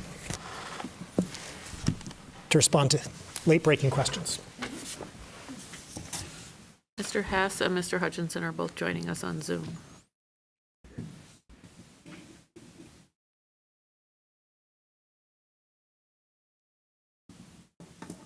Good evening, Mayor and Council. Am I coming through okay for you? You bet. Very good, thank you. We did receive 3 questions that I wanted to address on the front end, if I may. The first question was, with some recent reconfigurations to remove lanes at major intersections, such as Hill and Packard, State and William, we've experienced considerable increases in traffic congestion. After road reconfiguration, what is staff's process for evaluating outcomes, and what is the process for making adjustments when necessary to rectify unintended consequences? So, we look at things through the lens of the 820 carbon neutrality plan and the moving together towards Vision Zero transportation plan, which pretty much focuses on 2 key principles, those being 0 fatalities and 0 emissions. As such, safety and active forms of transportation, such as walking and biking and taking the bus, really guide our work more so than vehicular congestion. However, I will note that standard road diets and road reconfiguration analyses often include things such as traffic volumes, peak hour demand, speed, impacts to transit, impacts to bike ped traffic, parking usage, effect on parallel routes, road width, railroad crossings, intersection conflicts, and crash history. But I'll note a lot of the vehicular impacts are largely looked at through the lens of safety and, to a lesser extent, congestion itself. And the last thing I wanted to mention in this space is that we regularly iterate and tweak things after a reconfiguration. This may mean signal timing adjustments and additional signage or pavement markings. This is done often when consulting with stakeholders on their experience. And then we often also allow some time to transpire before we make significant changes, because a lot of times when there are changes to configurations of roadways, we like to allow traffic to normalize before we pursue any significant changes beyond what was done initially. The second question is, pre-COVID, we had 80,000 commuters coming into and leaving Ann Arbor every day. While traffic seems to be returning to similar levels, have we done a new study and/or are there plans to do a new study to understand the traffic volume of our roadways? The question is, in fact, pretty consistent with our understanding, and the data we're tracking suggests that vehicular traffic volumes have come back to roughly pre-COVID levels. There's some changed characteristics, especially to the afternoon rush hour, or what we call the PM peak. However, noting this, we don't have any plans to conduct a new study of our own.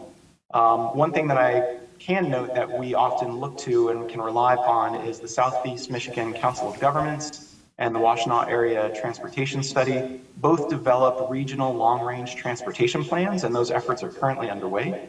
And this work includes development of complicated regional travel demand models, which show current and projected travel patterns, including to, from, and around Ann Arbor. So we can query those organizations and see if there are any changes to the baseline existing condition or any changes to future conditions.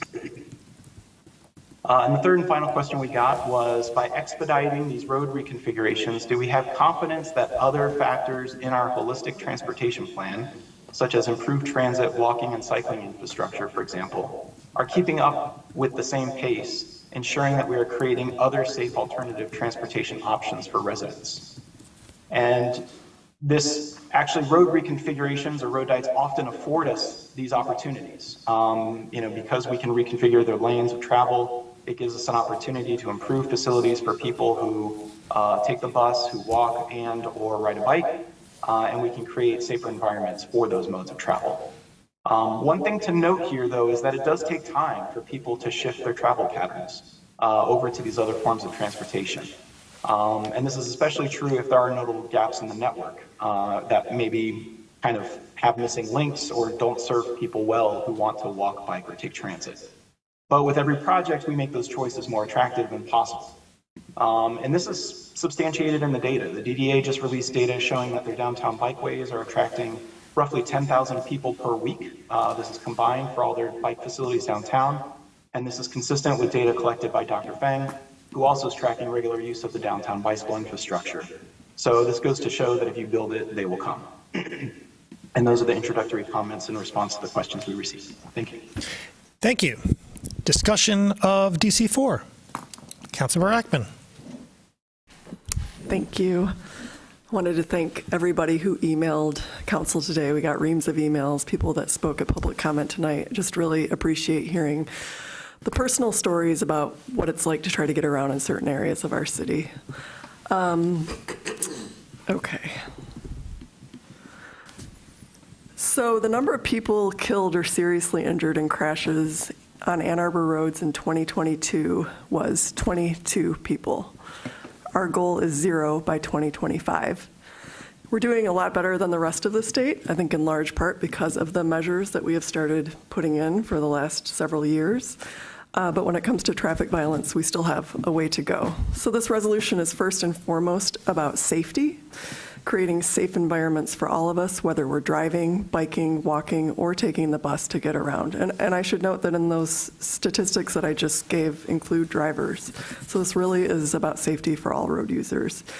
We know that wide roads encourage faster driving speeds. They're inherently more dangerous for all road users. In fact, the Federal Highway Administration, which isn't exactly a bastion of radical thinking on roads, points to the safety benefits of lane reductions, including reducing crashes from 19 to 47%. And study after study demonstrates this. We have local data as well. So in Ann Arbor, streets with four or more lanes accounts for just 7% of the streets in our city, 7%. But it accounts for 40% of the severe crashes. So that's pretty notable. We know that lane reductions on Green Road, Jackson Avenue, Packard, Platt led to significantly fewer crashes. That data can be accessed online. South Main Street, as someone noted earlier, we've seen a noticeable change in speeding, and that matters because speeding leads to severe injury and death. You know, these roads, these multi-lane roads, they're by our schools, they're between neighborhoods and amenities, they're things that are connectors in our city, and we heard several times how we're creating gaps in this network by having roads that people don't feel safe using anything else but a car. And, you know, that's unfortunate, especially when you think about people that don't have a choice, like people who can't, you know, are not old enough to get a driver's license, just for one example. So like I said, this is fundamentally about prioritizing the value of protecting people from serious injury by taking a serious look at all of these roads and evaluating opportunities for road configurations, whether that's dedicating the lanes to buses, bikes, or other things that support safe alternative modes of transportation. This evaluation will require resources, which is why we're directing the city administrator to develop a plan for evaluation of all of the roads by 2030 and to present that as part of the budget process. We have bold goals in our transportation plan, and this requires big changes to our network. And so I look forward to getting your support for this tonight. Further discussion. Councilmember Briggs. Yeah, thanks. Thanks to Councilmember Ackman for all of her work on this, and also to staff that engaged with us a great deal on it, and Transportation Commission, and then all the folks who have spoken this evening, either in person or via email. There's obviously a strong outpouring of support for this, and it's evidenced as well within our recent transportation plan and in our climate action plan, that this is the direction that the community is saying that we need to go. But there are a lot of pieces of our transportation plan, and so this is one area that we knew that we needed to take focus in on and try to accelerate. One, you can see one of the resolve clauses here is to simply make sure that we are evaluating as part of our annual resurfacing and reconstruction program, and including our capital projects list, the opportunities for road reconfigurations. But if we do that, it is unlikely that we would have gotten to evaluating actually all of our multi-lane roads by 2030. So the other part of this that Councilmember Ackman mentioned was that we're explicitly asking as part of the next fiscal year budget that a plan is put forward for us to evaluate all these roadways, because we need to understand where road diets are advisable or where a road reconfiguration is advisable as we move forward in rezoning our TC1 corridors like Plymouth and Washtenaw. Those are really good candidates for dedicated transit facilities, and so reconfiguration there is important. To dedicate lanes to transit facilities. And we need to understand where that is the priority. And then we're also incorporating into that process safe bicycle connectivity and making sure that we're partnering with AATA and the University of Michigan and their transit authority as well for these improvements. And then where road diets are important. Councilmember Ackman spoke to all of the safety benefits there. We know that this is critical from a safety perspective, and as others have mentioned, from a network perspective. The reality is that we have a full car network right now. You can drive anywhere you need to, generally safely in our city. But that is not true if you're on bike right now. Councilmember Adina. Thank you, Mayor. I want to thank staff and the sponsors for their hard work on this, and for talking me through some of the answers, or answering some of the questions that I had earlier on. I'm going to support this tonight for many of the reasons already stated by my colleagues and members of the public who have reached out. But I do have a caution, or maybe an ask as we move forward, which revolves around some of the unintended consequences of recent reconfigurations. I asked the question about staff's process for evaluating outcomes and making adjustments when necessary after reconfigurations, because I'm constantly getting asked a version of this question by my constituents. We are now a decent amount of time away from the left turn lane reductions at the intersections of State and William and Packard and Hill, and we still have some new problems that were created there that need to be addressed. At Packard and Hill, in addition to the notable congestion impacting multiple intersections, even with the addition of posts before the intersection, we still have cars swerving into bike and pedestrian crossings within the intersection to get around those waiting to turn left. And I've personally witnessed several near misses. My constituents ask me, are we going to prohibit left turns here? And if not, what are we going to do to fix this? At State and William, where pedestrian traffic far outweighs vehicle traffic in that area, and we clearly needed to make safety improvements for those users. We now often have northbound traffic, including buses, on State regularly awaiting 5, 6, or 7 light cycles with traffic backed up past the Michigan Union, because if a single vehicle is turning left onto William, it's the only vehicle that will make it through the light. Could we implement single direction light cycles here? And if not, how do we fix this? I'm also hearing from a lot of my constituents about the recent Platte Road diet, some positive, some negative, but this is a reconfiguration I proudly supported and I'm happy to defend. It's a road I use almost daily, and outside of rush hour, in my experience, traffic still flows really smoothly, and it is now much safer for all users. But an overlooked consequence there that that is of concern to me is that the significant increase of neighborhood cut-through traffic in surrounding neighborhoods on both sides of Platte. And I do want to call special attention to the neighborhood just east of Platte, because that entire neighborhood in close proximity to an elementary school now has more cars traveling at faster speeds, and they don't have any sidewalks at all, and that is a problem. So I bring all of this up not to say that any of these decisions shouldn't have been made. They were the right decisions, because in some, all of these locations are safer. But since we've taken steps to streamline neighborhood traffic calming, and we have a sidewalk millage, and we're actively working to improve safety and efficiency for all users, and because we should all acknowledge that one change can impact our entire network, my caution or my ask as we move forward is that we don't just consider multi-lane roads in a vacuum, but that we take a holistic look at the impact on all users of these roadways and on the network of streets immediately surrounding them, because I don't want us to simply keep shifting from one problem to another. Ideally, these improvements could be made together, or we need to develop a timely process for addressing them if and when they arise after the fact.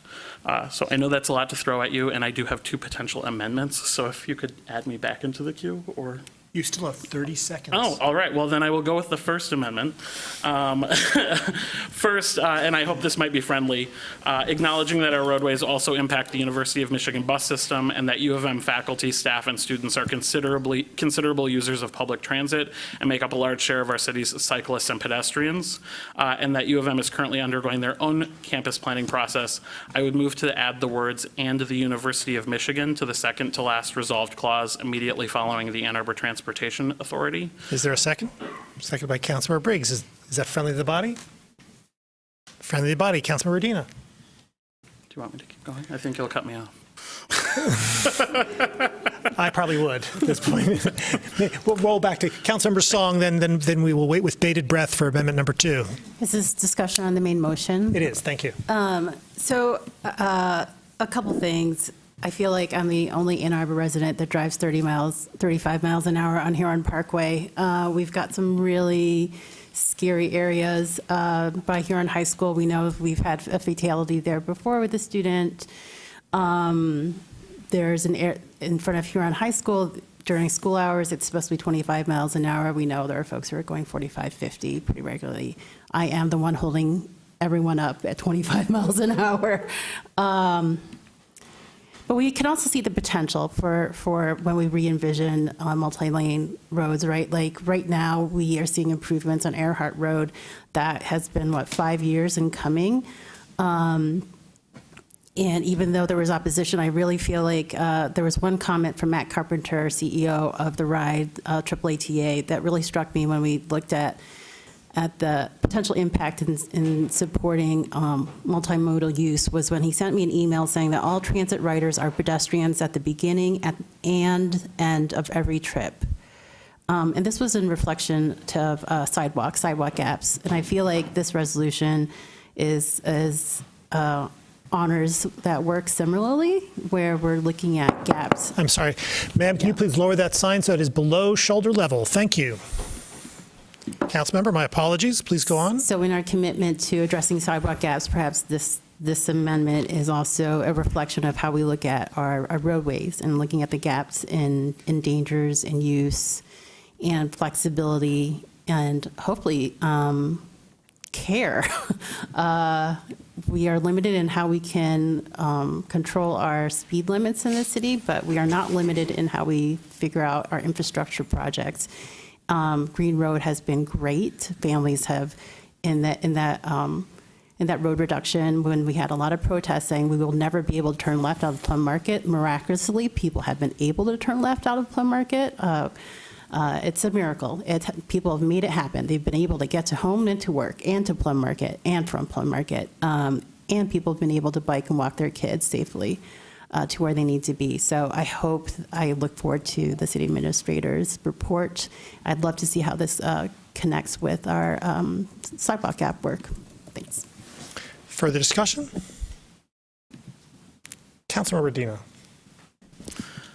Thanks. And this second amendment is that I would like to propose is simply coming because I am a bit uncomfortable removing, as I read it, a reporting requirement that I believe should add transparency to our decision-making, provides council-level visibility to network-level impacts of our road reconfigurations, and then ultimately could empower us to do more of exactly what I was encouraging earlier, which is considering how a single road reconfiguration can impact an entire network of streets surrounding it so that we can be more proactive in our problem solving.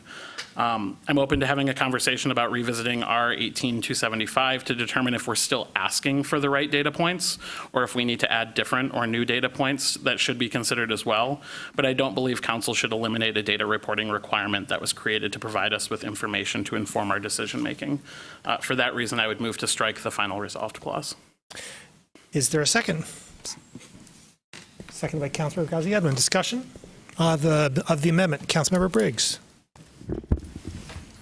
Yeah, thank you. I think a lot's been made about this resolution, and I appreciate the perspective that you're coming to this with. I would say that this resolution that was put forward in 2018, we can acknowledge that prior to 2018, council did not receive this data. So the reason that a 2018 council decided to bring this information and essentially politicize road reconfigurations by bringing this information to council is it's not something that I'm supportive of. By striking this this requirement, it doesn't mean that this data won't be collected. It will be. This is a normal part of our evaluation process. All of this information is going to be there. It is information, this and more, that we're collecting, and it would be a part of the evaluation process. What it's saying is that that every time a road reconfiguration comes to us, that it needs to come to us with all this information.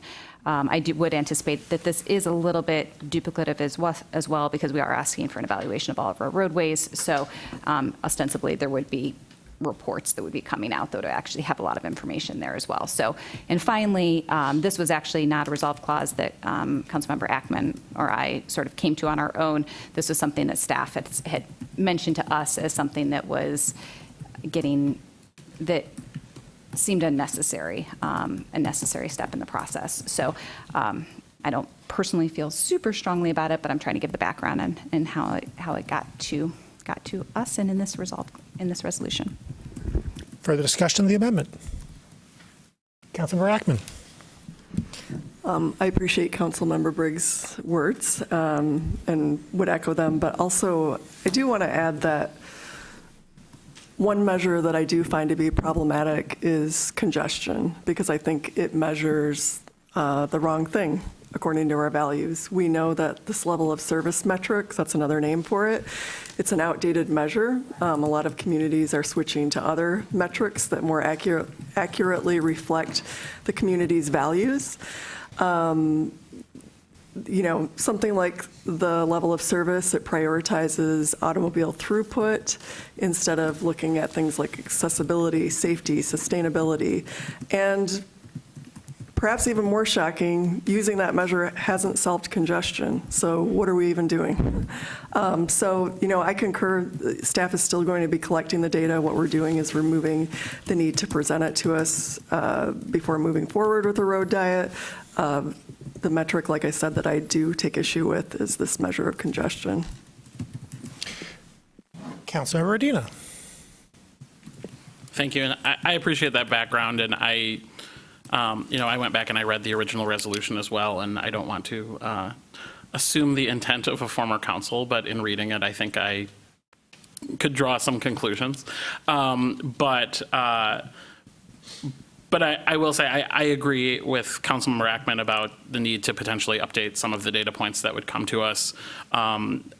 Congestion itself isn't necessarily the piece that I'm interested or that I'm most concerned about, but I do think traffic volume can help to inform some of the decisions that create. I mean, the exact problem that I'm talking about right now in the neighborhoods on either side of Platte Road. Those neighborhoods are experiencing increased traffic volume on their streets after the reconfiguration that we made. I am hopeful that we're going to make some improvements in those neighborhoods to rectify some of those problems. But I think it's an important data point for us to consider as we look at the longer term impact after some of these reconfigurations. And so that's my reasoning, and continue to support these reconfigurations, but I do think that the data is important for us to look at a more holistic picture. Thanks. Further discussion? Councilmember Song. I'd be really interested to see how this changes as new developments come into our community. So say Viridian and Thrive is finally built along Platt and Packard. Will we see as much traffic coming through the neighborhoods? Or will we say that, with different road configurations, it's forcing traffic through the neighborhoods forever? Or will people actually be able to live in the neighborhoods and maybe use transit? And since we are traffic are people, maybe the numbers would differ. So if we're going to ask for data points, I'd be really curious to see what the difference would be as we welcome more housing. Councilor Ghazi-Edwin. Thank you. I agree both with Councilmember Radina and Councilmember Song. And I also think by having that traffic volume data, especially for cut-through traffic in neighborhoods, it can help to highlight some other infrastructure gaps that we have, like the fact that those neighborhoods, both on Packard and on Platt, many of them don't have sidewalks. And that's something that, this increase in cut-through traffic has helped to really highlight how it's an accessibility and it's a safety issue.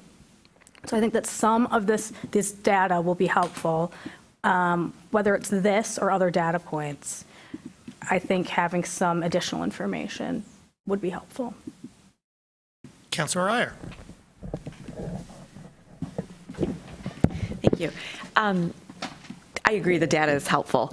I think it's most helpful to staff who are making the decisions on what the reconfiguration is going to look like, and then following up with additional tweaks if necessary in the future. Here at council, I think it's probably not. I certainly will speak for myself. I don't feel like I have the knowledge, the engineering, the traffic data knowledge to make a decision on a road configuration based on my own view of the data that's presented to me. And so I think, the importance of the data is, that it's still being collected, that it's being used by our engineers and our staff to ultimately decide what the reconfiguration should be when they bring it to us, and then to continuously improve it if necessary. But I do view bringing it to us, and I will go back to the likely intent of that 2018 resolution was to politicize it and to make it more difficult for council to approve road reconfigurations, because it then becomes part of the argument against doing it in the name of traffic flow versus safety. So I will be voting against the amendment. Further discussion? Councilor Ghazi-Edwin. Can I ask how frequently, so throughout this evaluation process that the city administrator will help to conduct, how often will there be reports made available, or will there be? Mr. Hess. Yeah, my understanding is we would evaluate the opportunity for a road reconfiguration or a road diet once as part of a fairly holistic study looking at all the multi-lane corridors. And then, if we have to reevaluate at a future date, that might be something to consider, especially if there are changes.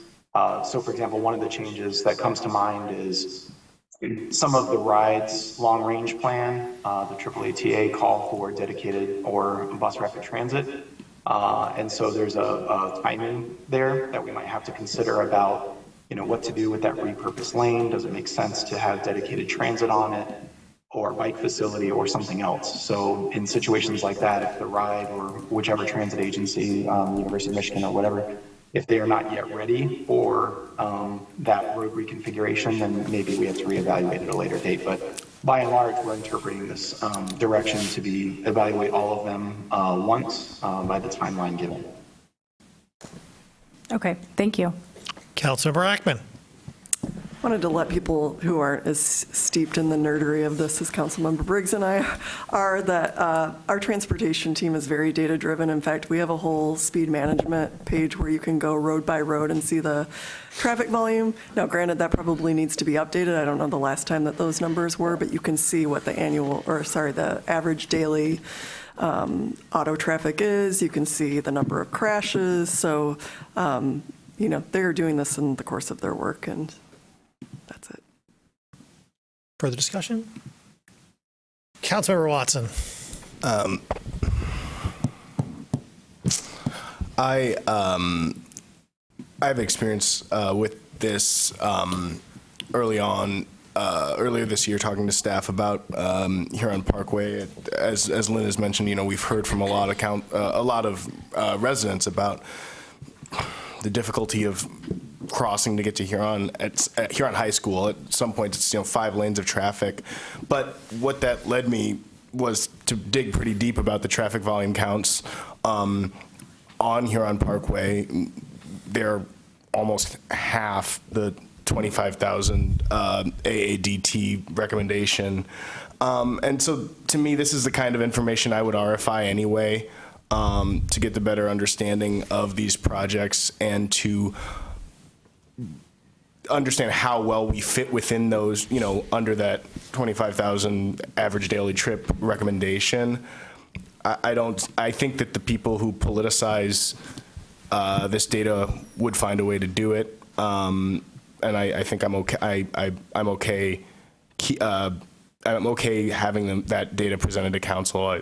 I just tend to find it all in one place is a good thing. So I'll support the amendment. Further discussion? Roll call vote, please, starting with Councilmember Briggs. Councilmember Briggs? No. Councilmember Cornell? No. Councilmember Dish? No. Councilmember Harrison?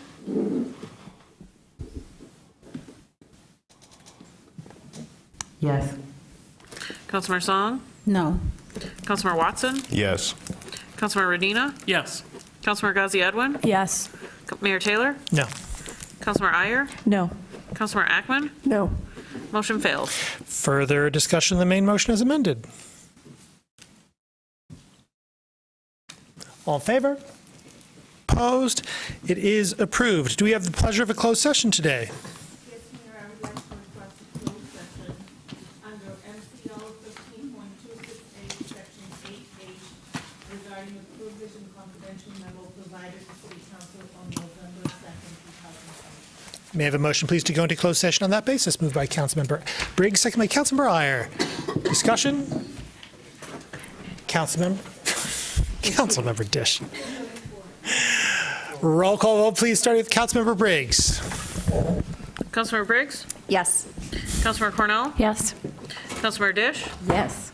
Councilmember Harrison? Yes. Councilmember Song? Yes. Councilmember Watson? Yes. Councilmember Radina? Yes. Councilmember Ghazi Edwin? Yes. Mayor Taylor? Yes. Councilmember Iyer? Yes. Councilmember Ackman? Yes. Motion carries. We're in closed session.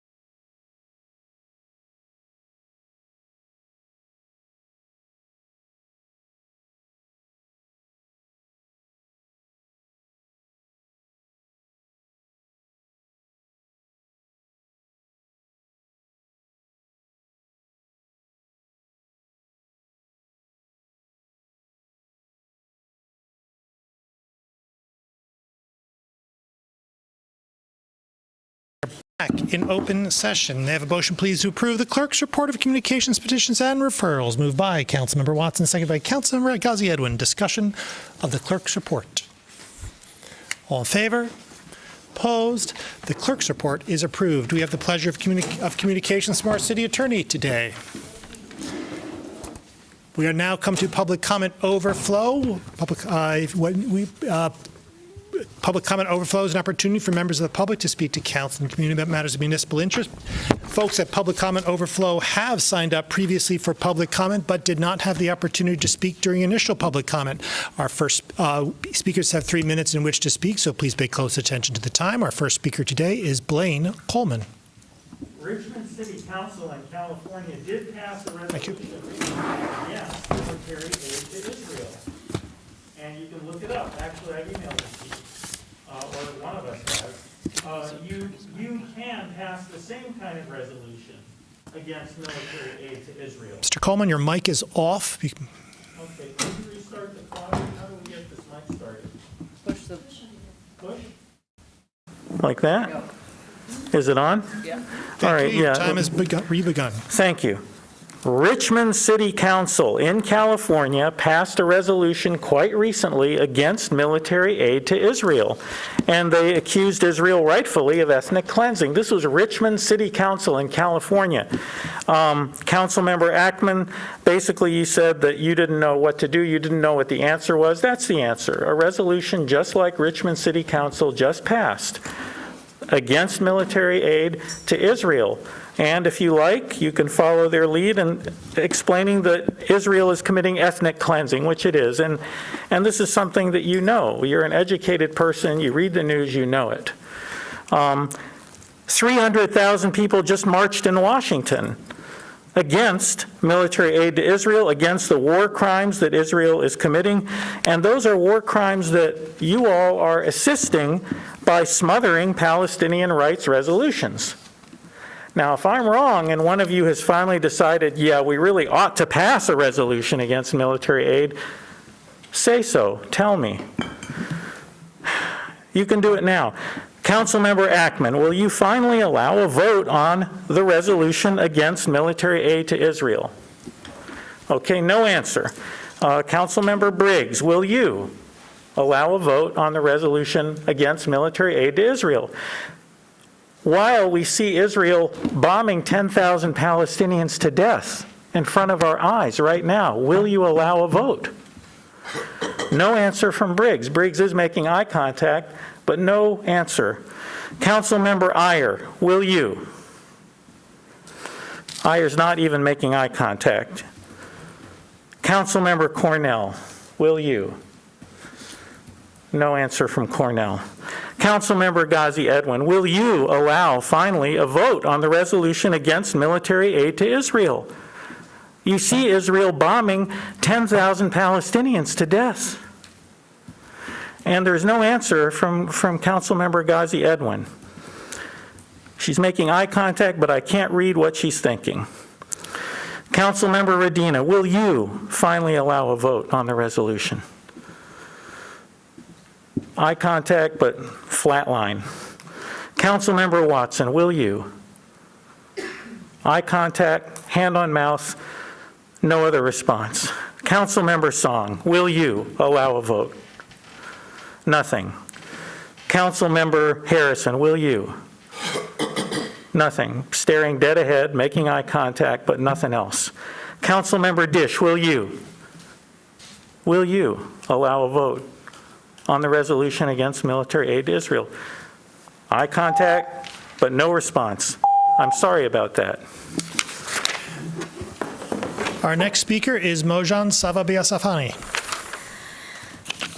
There is no bigger lie than for this mayor and his little elves to say that they've heard the voices of Palestinian people in this town. There is no bigger lie than for them to say such thing. Of course, they lie about other things, but this is the biggest lie they have ever told. Only since 31 days ago, when Israel started to severely bomb and kill Palestinians in Gaza. Only since 31 days ago, there have been many, many protests across Ann Arbor, and the voices of students and residents of this town screaming, not a penny, not a dime, no more money for Israel's crime, have filled the streets of this town. Yes, there has been many, many protests, and people have been screaming, not a penny, not a dime, no more money for Israel's crimes. And tonight, when people are being bombed in Gaza to death, carpet bombed by Israel and the taxes of these people, no one on this city council would even say we will discuss a resolution to cut off military aid to Israel. These tapes will last, and they will ruin you for the rest of your lives, because people will see who you are, the snakes that you are.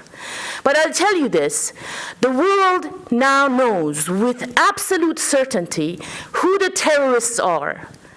The terrorists are the state of Israel and the state of the United States. And those who continue to protect Israel and say nothing about the crimes of Israel. Lots of these people will go to The Hague. This world is better than to let scumbags like that to stay free and to still torture people. The world is not the same as it was 31 days ago. It is now clear who the terrorists are, and they are going to The Hague. If you have the smallest bit of humanity in you, and I really don't think you do, but I am reaching out to that tiny epsilon of humanity that one of you might have. If you have that tiny bit of humanity, stand up and say, let us discuss the resolution that we are against military aid to Israel. If you don't, your people who are going to be voting for you, they will vote you out. They will. ICPJ just passed a resolution asking for a stop to military aid to Israel. Those are the people who vote for you. If they are saying that they want money to be cut off to Israel, you should at least discuss it. If not, you will be the same as murderers who are murdering Palestinians. And I would say shame on you if you don't. Thank you. And I hate it when Mr. Mayor thanks me, because I have no use for his thanking me. Your time has expired. Thank you. My time has not expired. My time has just begun. We now have an opportunity for a motion to adjourn, moved by Councilmember Watson, seconded by Councilmember Dis. Discussion of the motion to adjourn. All in favor? Opposed? We are adjourned.